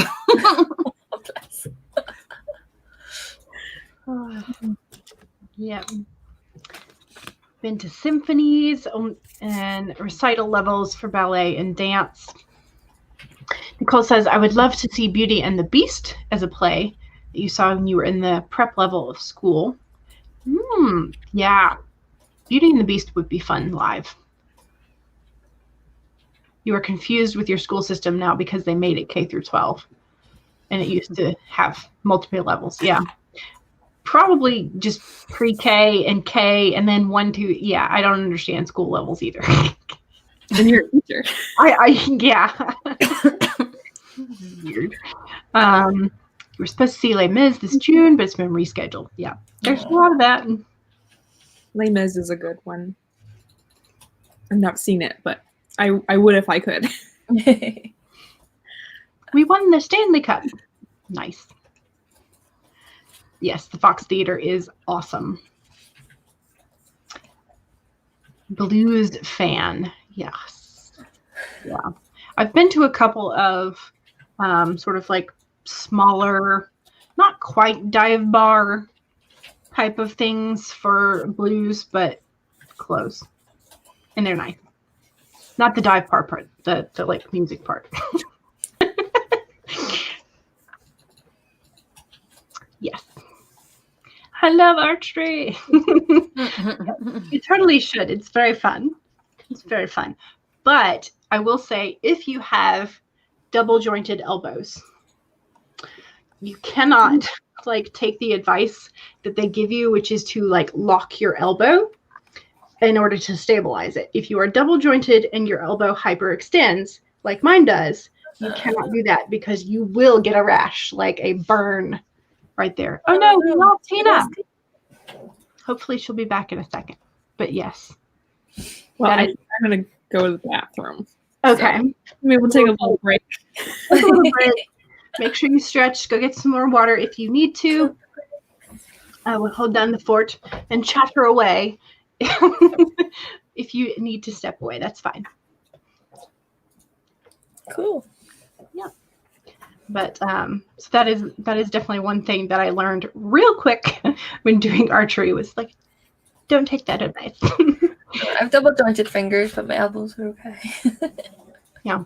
I've seen one person that had double jointed knees and he could turn his like, it was not fun. Yeah. Sorry. Who knows? Internet burp. Starlight Express would be fun too. That's the one on roller skates, isn't it? Or there's some sort of. Is it on roller skates? It probably could be. There's an archery place available near you, and you hope to put your son in it post-plague. Yeah. I highly recommend it. Your hubby is the main hockey fan of the house, but now yourself and the kid are also huge fans. Nice. It's nice to have family fun things. Done archery once a very, very long time ago, and it was fun. You do have to be careful, though, because sometimes if you set up a range in your backyard or whatever, you need to make sure it's not pointed at neighbors' houses. You need to make sure it's not pointed in a direction that their children might go or their small pets might go. Because if you miss the target, there's that. And then there's also firearm and projectile weapon laws. So make sure you double check that.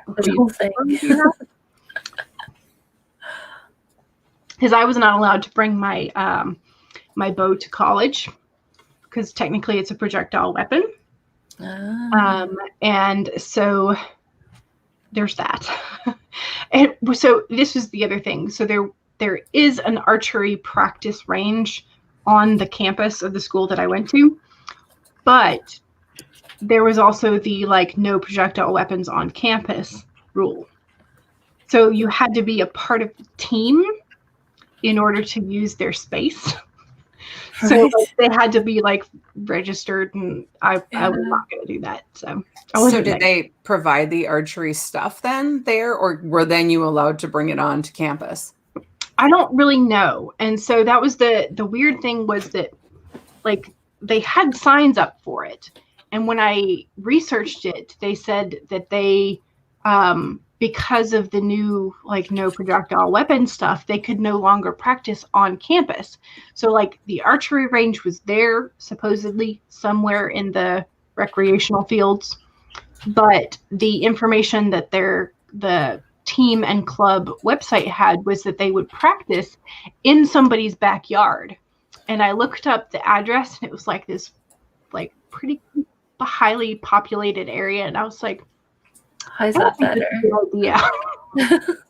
This is It enough. was a weird situation, so I just never bothered to bring my bow to college with me. So Yeah, it's wild. yeah. My son tried archery when we went to camp for his baseball. It was the Elks Campground, huge place there in Florida. Yeah. Yeah. There are a lot of nice campgrounds in Florida. I have a lot of bow hunting fam. Yeah. The hunters in one side of the fam are mostly gun hunters. So you've read about characters being good with horses, and you would love to try that too. That would be fun. Grew up around horses. No one expected me to be good at it because your nickname in primary school was the lethal weapon, but you were, and you weren't bad at rifle shooting either. Nice. That was in school trip in primary 6. Yeah. That was, my brother was in the ROTC. So it was just like junior ROTC, I should say, in high school. And the colonel tried to recruit me for the rifle team once he found out that I was into archery. He was like, you should come. I'm like, no thanks. Your sister's an instructor. If anybody has any questions about it, please ask. Cool. Please feel free to ask. Yeah.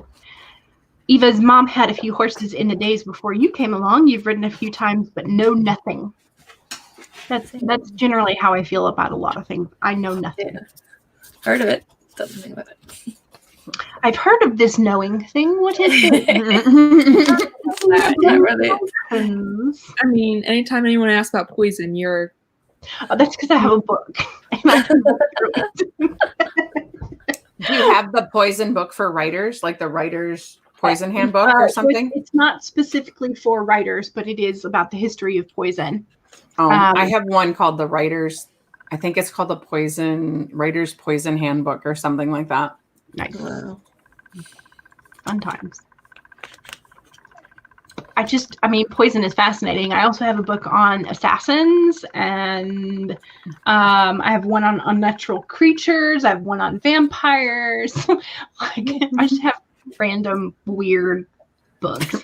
Yeah. The research section of my library. What have I got here? I've got elves and fairies, Irish history. I got one of those. Yeah, and I have like a lot of fairy ones. It looks. Oh, there's one on angels, weapons throughout history. That one's my personal favorite. I one of those because I don't have that one, so I'm usually Googling that one. Yeah, I have one on why monsters and violence is necessary in writing. I like it. Because, have you ever encountered one of the people who wants to argue about, how the violence in the video games, in the books, they're killing your children, they're making your children homicidal?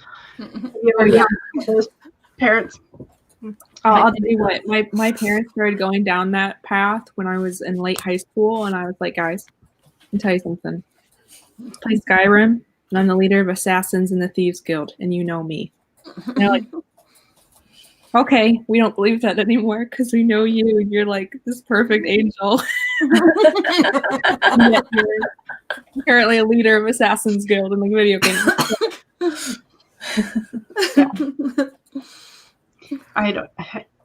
It always kind of, the more you try to insulate certain groups, like the more they want to bust out, like with a whole bunch of fervor and just go whole hog onto the things that they were not allowed.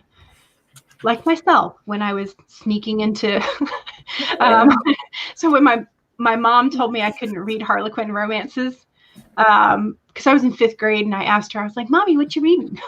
And she's like, you can't read this until you're in high school. I'm like, wasn't it? So like the next morning, I saw where she sort of like said it I had to get like a little step stool, like go get it. So I got up like an hour early before she got up for work, and I went in and I snuck it and I started reading it, and then I remembered, oh yeah, she's gonna come back out. It's like 10 minutes, so I had like alarms set for myself for like when to get up and sneak read and when to go put it back up, so she wouldn't know. So that was how I started reading romance novels, and when I was like a 5th grader. No, I grew up in Northern Ireland during the 1980s, so violence in books wasn't what our parents were worried about. True. I would worry less about the violence in books than I would about like necessarily TV or video games or something like that. Mm-hmm. My kids were pretty sheltered though, because they didn't have phones until I think they were like 12, and like all their friends had them way before that. And I'm probably dating myself. I grew up the same time frame as Orla. So, but yeah, my kids didn't have a lot of that stuff. But I would get like when we went to the bookstore or the library, I'm like, you can get whatever you want at the bookstore. We will purchase it. It had to be an actual book though. I drew the line at like craft books, I'm like, no, it has to be a legit book. So I think, and they were always allowed to like stay up and read as late as they wanted to. My rule was they just had to be in bed by 8 o'clock. It sounds so harsh, but I'm like, you just have to be in your room at 8 o'clock so I can have adulting. So that's all. You can be up and read, that's fine, or write or do whatever. But yeah, and they didn't have computers in their rooms or anything like that. So they had this when they went to college, because both my girls are adults now. My oldest, Kira, is a biomolecular engineer. So when the zombie virus comes, she probably made it. That's what I was saying. She probably made the virus. In our current state of So it's like, what have you been doing, Kira? But she, when she went off to college, people were like, do you remember like when WoW came out or when COD came out, which is World of Warcraft and Call of Duty? And she's like, no, my parents had this thing called Outside they made us go to, or books they made us read. So I don't know what you're talking about.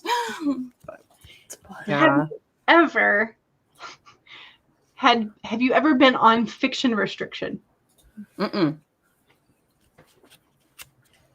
It depends on what you mean by restriction. It's like my parents, because they had to do something different for me than they did for my brother. Because my brother, they'd be like, go to your room, don't talk to people for an hour. That's your punishment for whatever you just did. For me, that didn't matter because I was fine. I'd go to my room, happily stay there for hours with my books and whatnot. So it got to be where my punishment would be I wasn't allowed to read anything except for like my school books. That didn't go over so well because I would just like stick one in my book bag and like go to school, finish my work ahead of time like I always did, and be like, all right, I'm done. So fiction restriction didn't work. Like, I mean, it felt, I'm like, oh, you're punishing me. You are punishing me. And then I'd be like, all right, I know how to get around this. Like, so it wasn't very good, but it is an option for nerdy children. I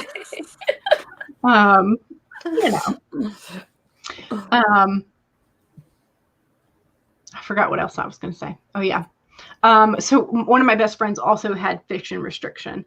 And so she did the same thing as me when her mom was like, you can't read this book yet. But she knew that I was already reading my mom's books. And so she snuck it out of the house and gave it to me. And she was like, read this and then tell me if I really shouldn't read it. So I started reading this. Oh God. And it was like romance trash. And at this point I might have been in the 6th grade, so like first year of middle school or junior high. And like I will definitely admit my friend's mother like knew which books should not be read yet because whoa, I was not ready for that one either. So I don't think I DNF'd that book and I gave it back to her. I was like, I think your mom is right on this particular book. So she read it anyway, but she was like, yeah, I kind of regret it now. So, oh wow. that was the kind of child I was. And that might explain a lot. I don't know. Not really, but. And I have no idea because I clicked off my comment. I'm like, I don't know where it was. Oh no. Stevie says, I read a fanfic where Professor Snape was looking after Hermione for some reason. Something happened to her parents, and he put Hermione on book restriction. That would make a whole lot of sense for her. Yeah. That's gonna hurt. Yep. But you know, the whole like time thing, you know, she'd just go hide for an hour and flip it back. And I never read it. So the only sort of book restriction I got put on is my parents really wanted to encourage reading. And so what they did, instead of doing an allowance or even like chores, like with my household growing up, it was like chores is part of being a good and helpful part of the household. So that's not something you should be paid for, is what they're. And now we lost Tina again. Come back. So they would actually like pay a certain cent per page read, or no, it's actually time spent reading, something like that. So after, I think when I finally got in middle school, they were like, they tried to restrict how much I was reading, because I was costing them quite a bit. And then finally they just had to say, okay, no more of that. You're not getting paid anymore. And I kept reading anyway. So it worked. It did. Yeah. We just became really, really good friends with librarians. Yeah. That was always like the, you know, we can go to the bookstore, but you're using your own money for it. It's like, you know, type of thing. Yeah. But we became really good friends with our librarians. In fact, my first job was actually at the library. So I was the library page. And I had started out volunteering because I needed volunteering hours for one of the clubs at the school. And so then the head librarian, because I was going there every week anyway, the head librarian was like, so do you want to do what you're doing for volunteer but get paid for it? And I was like, yes. Yeah. Yes. That's amazing.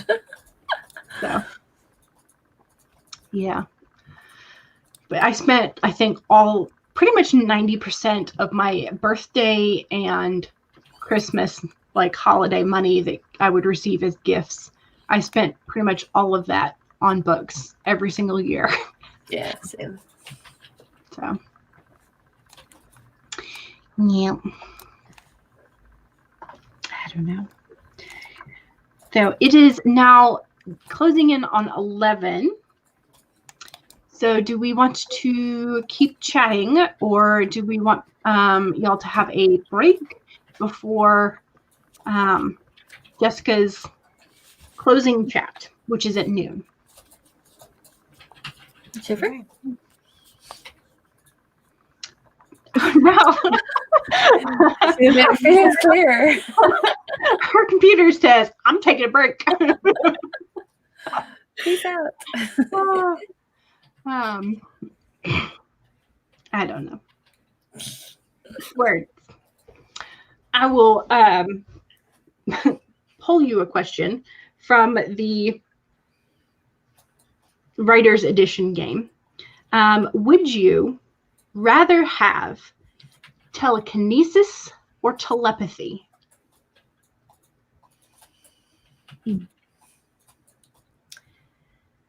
Telekinesis.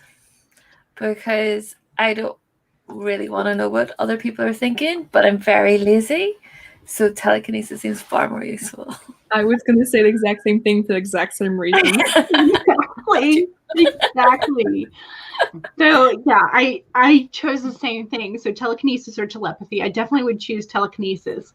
And the reason why would be because then I could continue to type or write and have like my tea come up to me.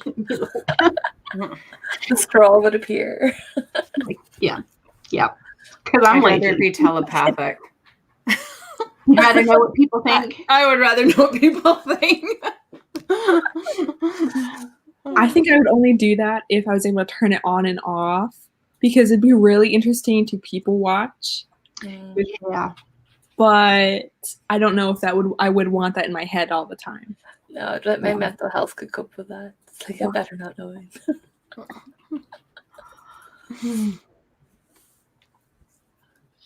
Let's see. Oh, yeah. Would you rather be a walking dictionary or a walking thesaurus? A thesaurus.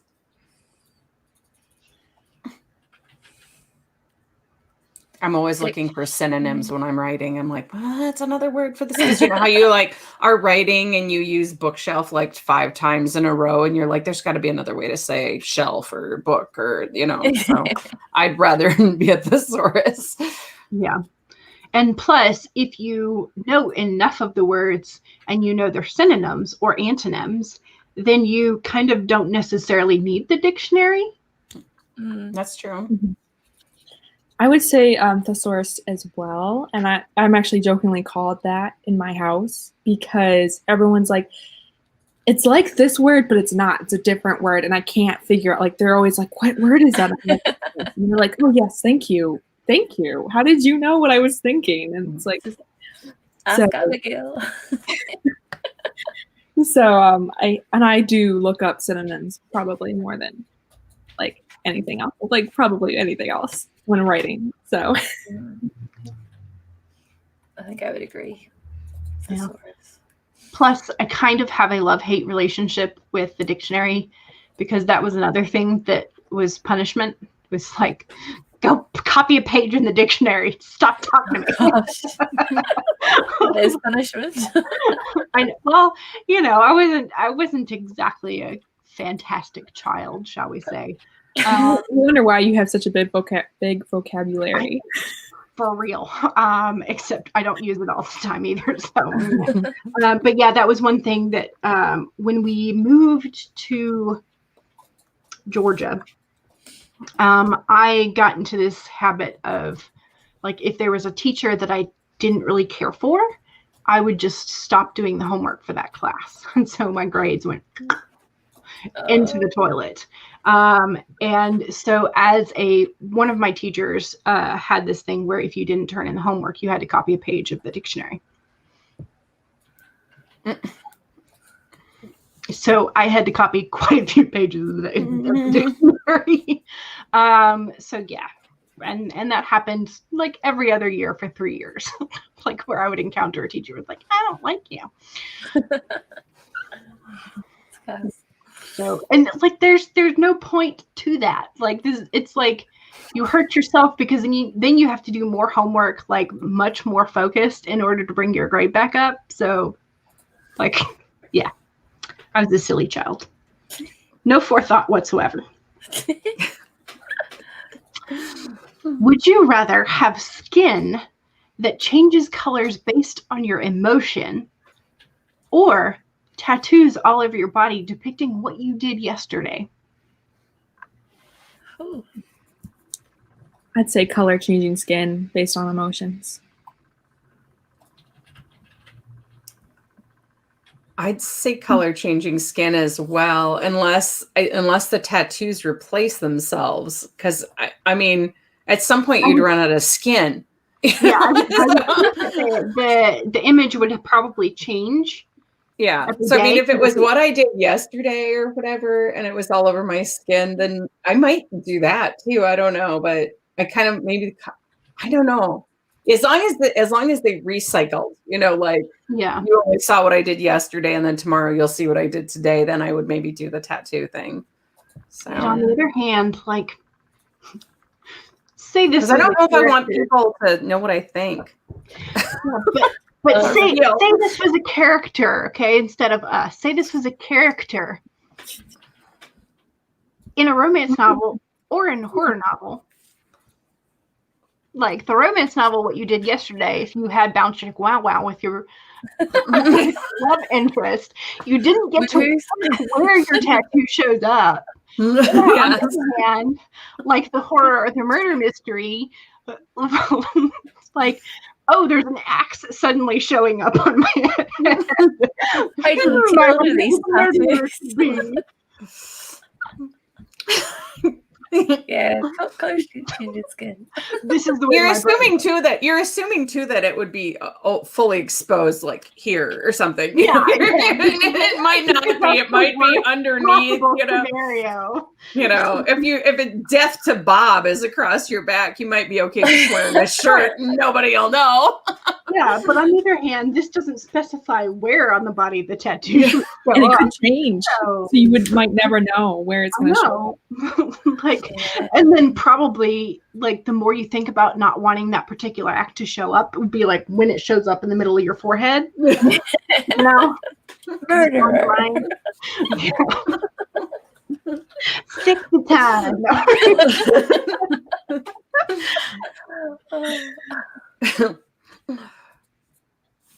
Would you rather live in a tree house or in an underwater home? Treehouse. I can't swim and I hate water. Whereas I would choose the underwater because I hate heights. I'm not a big fan of them either, but I choose it. I think treehouse because I think it would feel more open, and because I just assume underwater would be enclosed. So I don't know. I would say treehouse as well because, like, I would maybe I've watched too many like of those shark movies where they're in the water thing and then the water like breaks in, like. Yeah. So. Either one you pick, there's multiple ways to die. Yeah.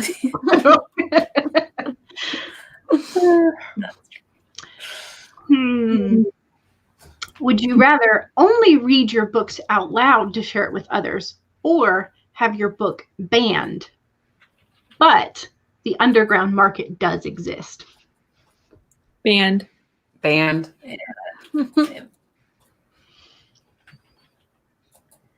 Let's see. Would you rather only be able to write lying down or only be able to write while walking forever? Lying down because I'm lazy.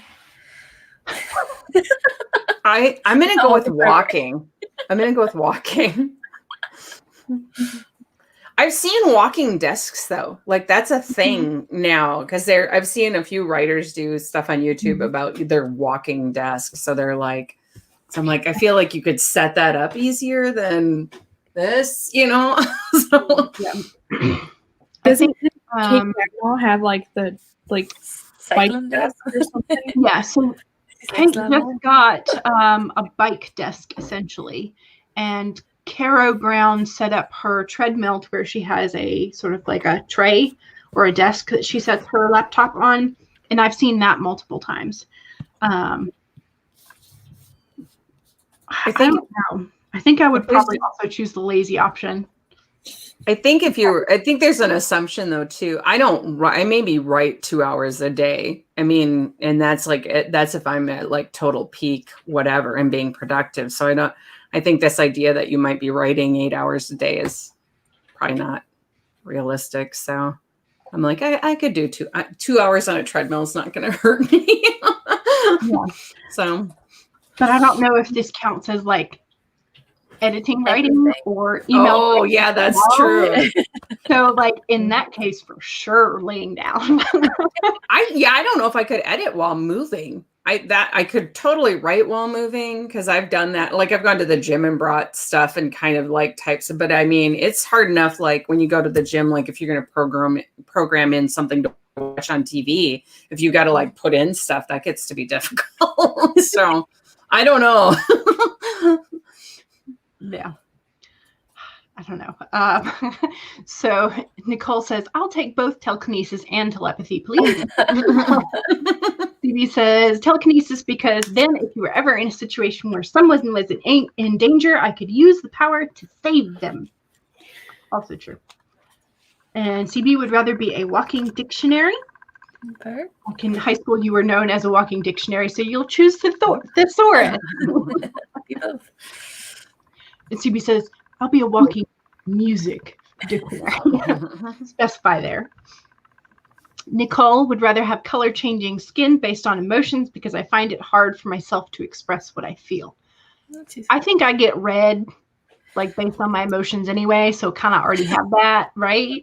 Like, I feel like with that, you could also, like, if you're getting angry at someone and you don't want them to know you're angry at someone, you could just twist it and say, well, I'm, like, feeling the injustice for you or something like that, and, like, make it seem like, you know, your anger is actually for them instead of against them. I feel like with some clever wording, you could totally make it, you know, your emotions be what you want in there. To watch you, Abigail, master manipulator. well, this is the kind of thing my brain does all the time. Like, here's the two choices. You can only pick these two. No, I don't think I'm going to choose. Yeah. So Nicole says she would be with me underwater. CB says she would be with y'all in the tree houses because she can't swim and love bats. Underground market. Yeah. CB says read aloud, walking, lying down because my coordination sucks. When I'm actually drafting, I can do 12-hour writing days. So Wow. I couldn't walk that long. No, you'd have blisters on your feet. They'd be a mess. Yeah. Although, like, it's weird. When I talk on the phone, like, not when I'm on FaceTime, but when I talk on the phone, I pace.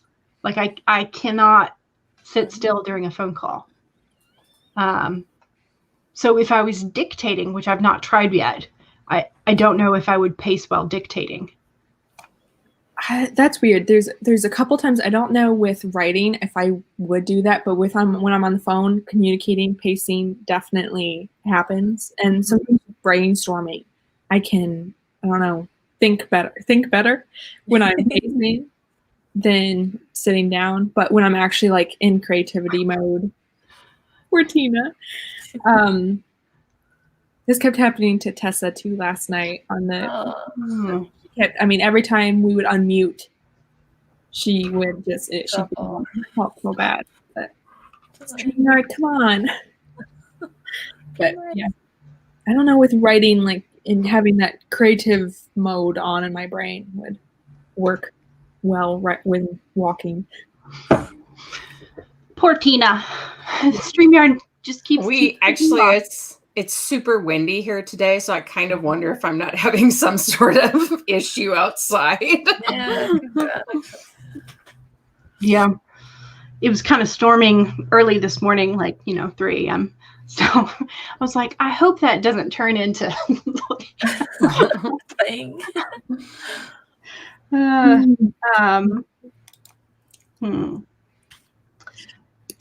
So, would you rather receive horrible gifts from others, but always pick the better gift for them, or always receive the best gifts for yourself and pick horrible gifts for others?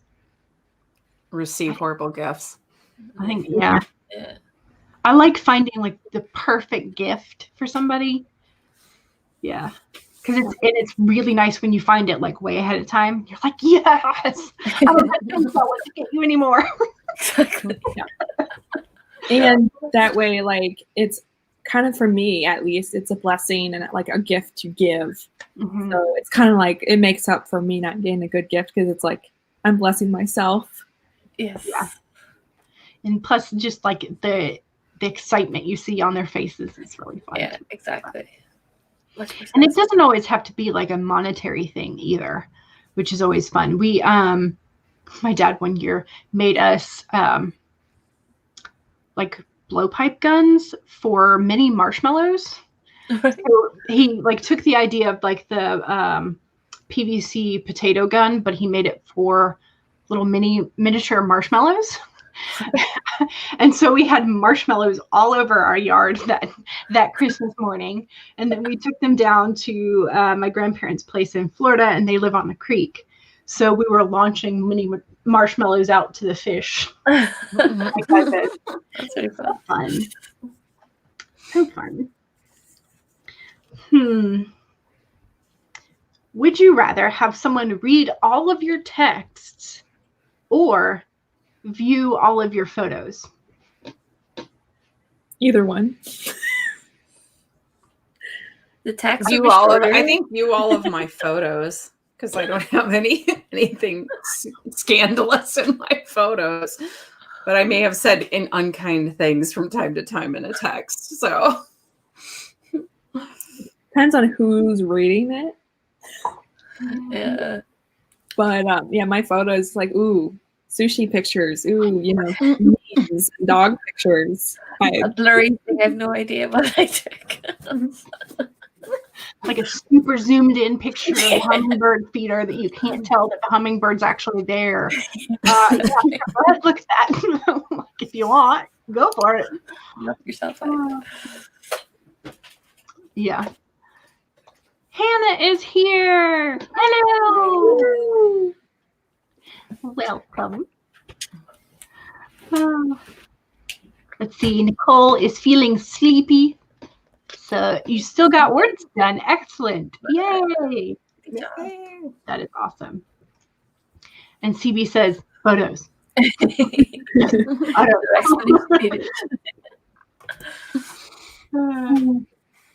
Maybe they could count how many times I turned out feet. I don't think I have any photos of feet. I did by accident. Yeah, exactly. So, would you rather have the police hunting you down for a crime you did not commit, or a serial killer actually hunting you? The police. Police. I think the police, because hopefully they would figure out I'm innocent. Yeah. And even so, I feel like if I knew in my heart that I was innocent, even if I spent the rest of my life in prison or something, I'd be okay. But knowing I'm being hunted like an animal, I don't know. How do you get out of that? Yeah. I don't know. Yep. There was another interesting one on here that was kind of involved with prison or jail. And it was, would you rather go to jail for 5 years or be in a coma for 10? Coma. Jail. Yeah. So I initially was like, maybe it's coma because it would just be like sleeping for 10 years, right? But then I remembered all of those reports of I woke up from the coma and I heard everything. I was trapped in my body for X number of years. I was if I was conscious and aware that I could not move my body, I would take the jail time because that would essentially be an extended sentence to be trapped in your own body for 10 years rather than just 5 in jail. I was thinking of the muscle atrophy, just the muscle atrophy after 10 years. I was well, at least you get yard time at jail. So I can still write in jail. It's fine. Yes, that's right. Can you imagine the hospital bill? Oh my God. I think I would have a heart attack. I'd just be just put me back in the coma. I don't need to wake up. In jail, everything's paid for, so that is a good point. Plus, we're going to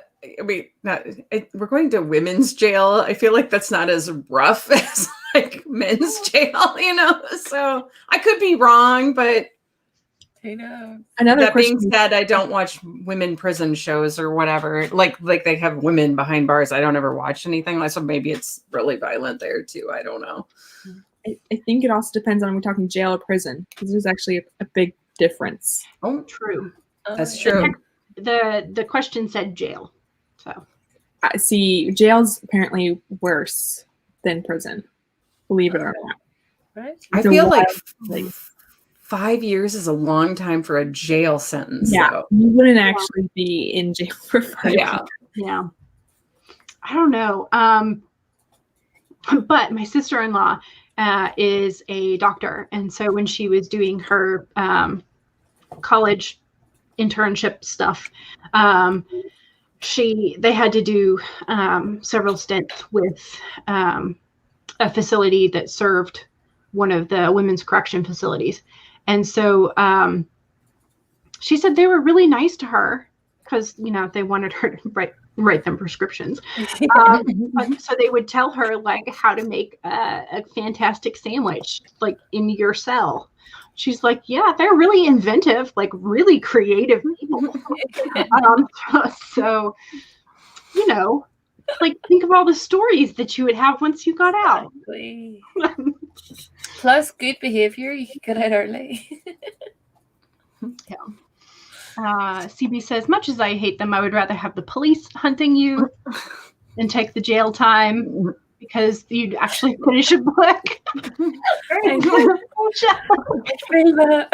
will say, if you're writing a book, most of the time you're going to have a hard time getting a hold of electronics, so it would all have to be by hand, and you have to pay for the paper.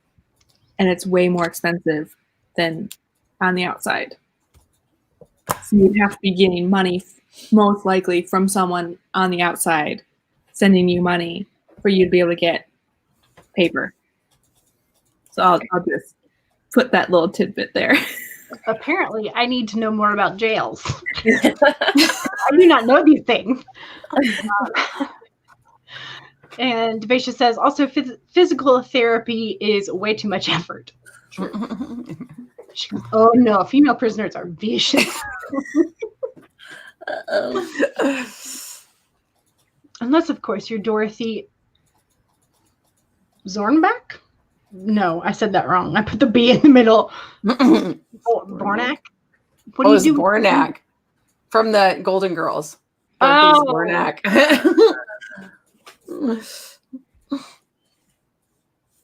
Abby Lee Miller almost got 5 years in jail.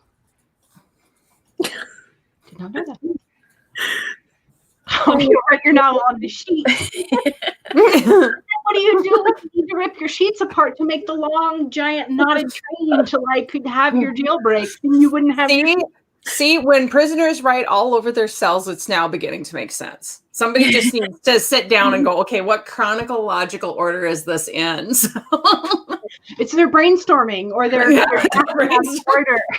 They're not crazy. They're writing a novel. Well, maybe they are because they're writing a novel. They'd probably be pretty crazy if, the next time they came back to their cell, they had the janitor painting back over there.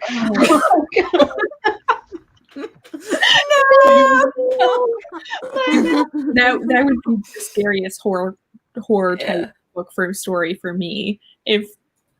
Orla, you know how to scare me now. Put you in an isolation cell with a permanent marker, a stash of permanent markers. You can only use the walls and the floor and the ceiling if you can reach that high in order to write your novel. And then they take you out to give you a break, and then they come back and walls. And I've been for 20 years. That's like the recipe for an insane writer. Like do that over and over again. You'll find them huddled in the corner going.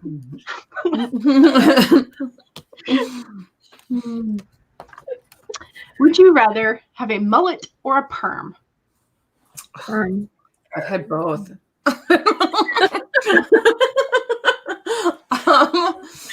I don't know. I have really thick hair. My sister has thicker hair than I do, but when she got a perm, when she's younger, she looked like Rosanna Dana. So if you don't, that's like an old 70s character played by Gilda Radner. And this was, my hair gets really poofy. Like I have very big hair when it's like, I don't know. I think perm though, over mullet. Well, I mean, it depends on how long you have, because I feel like perm is less permanent than a mullet. That's true. You could get rid of a perm pretty quick. Like you get it and you just go wash, like shampoo straight away. It's like, you can get rid of a mullet really quick. That's true. But then you've got this thing up here, Just do the side shave then. Yeah. Make a mohawk. Yeah, there you go. Hannah says, perm every day. Greg Price says, mullet. They're coming back in style. I have seen Brad Mondo or whatever his name is talking about mullets, and he's apparently growing one out now. Fun time. I believe it. He's the type of person that totally would. Yeah. CB says perm despite the scalp burns. That's Ew. scary. You've had a couple. You got one when you did Irish dancing because it made Get on the regular. curls easier for the. My friend who did Irish dancing, she just got like the bun cover that was the curls, so she just had to pin the curls on. My friend just did rags after her rags. All right. So, as a classic writer question, what is your caffeine of choice if you partake in caffeine? My go-to is normally coffee, but sometimes I will go to tea depending on my mood. So, and Earl Grey is my favorite tea. So, Mine too. If you didn't pick that up. I'm tea as well. Although if I'm really struggling, I'll have coffee, but it's 2 cups max a day. For Tina. I know. I usually have either 1 cup of coffee in the morning, or I will have 2 cups of tea during the day. I can't mix the types of caffeine, but those are usually my go-to. And if it's tea, it's usually Earl Grey. So, but yeah, so it is close to 11:30.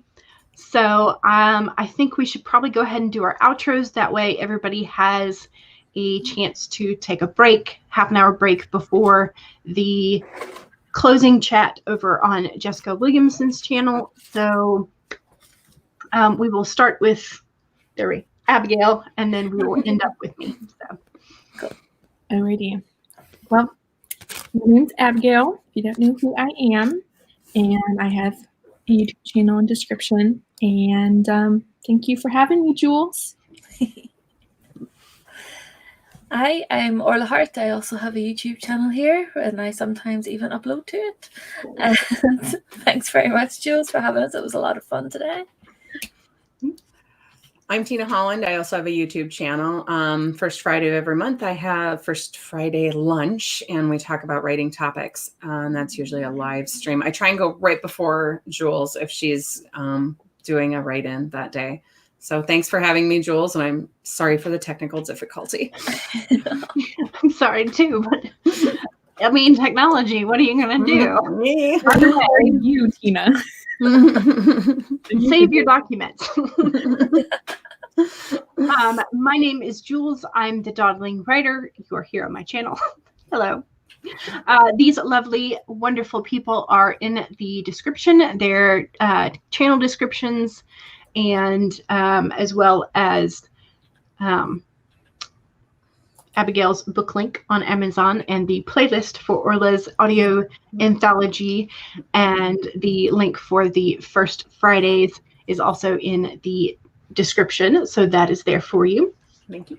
I do writing streams Monday, Wednesday, Friday, 1 to 3 p.m. Eastern, and Sundays, 2 to 5 p.m. Eastern. And because this was a chatty stream, after the goodbye chat on Jessica's channel, I am going to be doing my normal stream so I can get some work done today. But don't feel pressured. If you have been up for 36 hours, you need to go to bed. You crazy nut people. But yes, so thank you so much for joining us today and listening to us chatter all the way. And we will see y'all next time.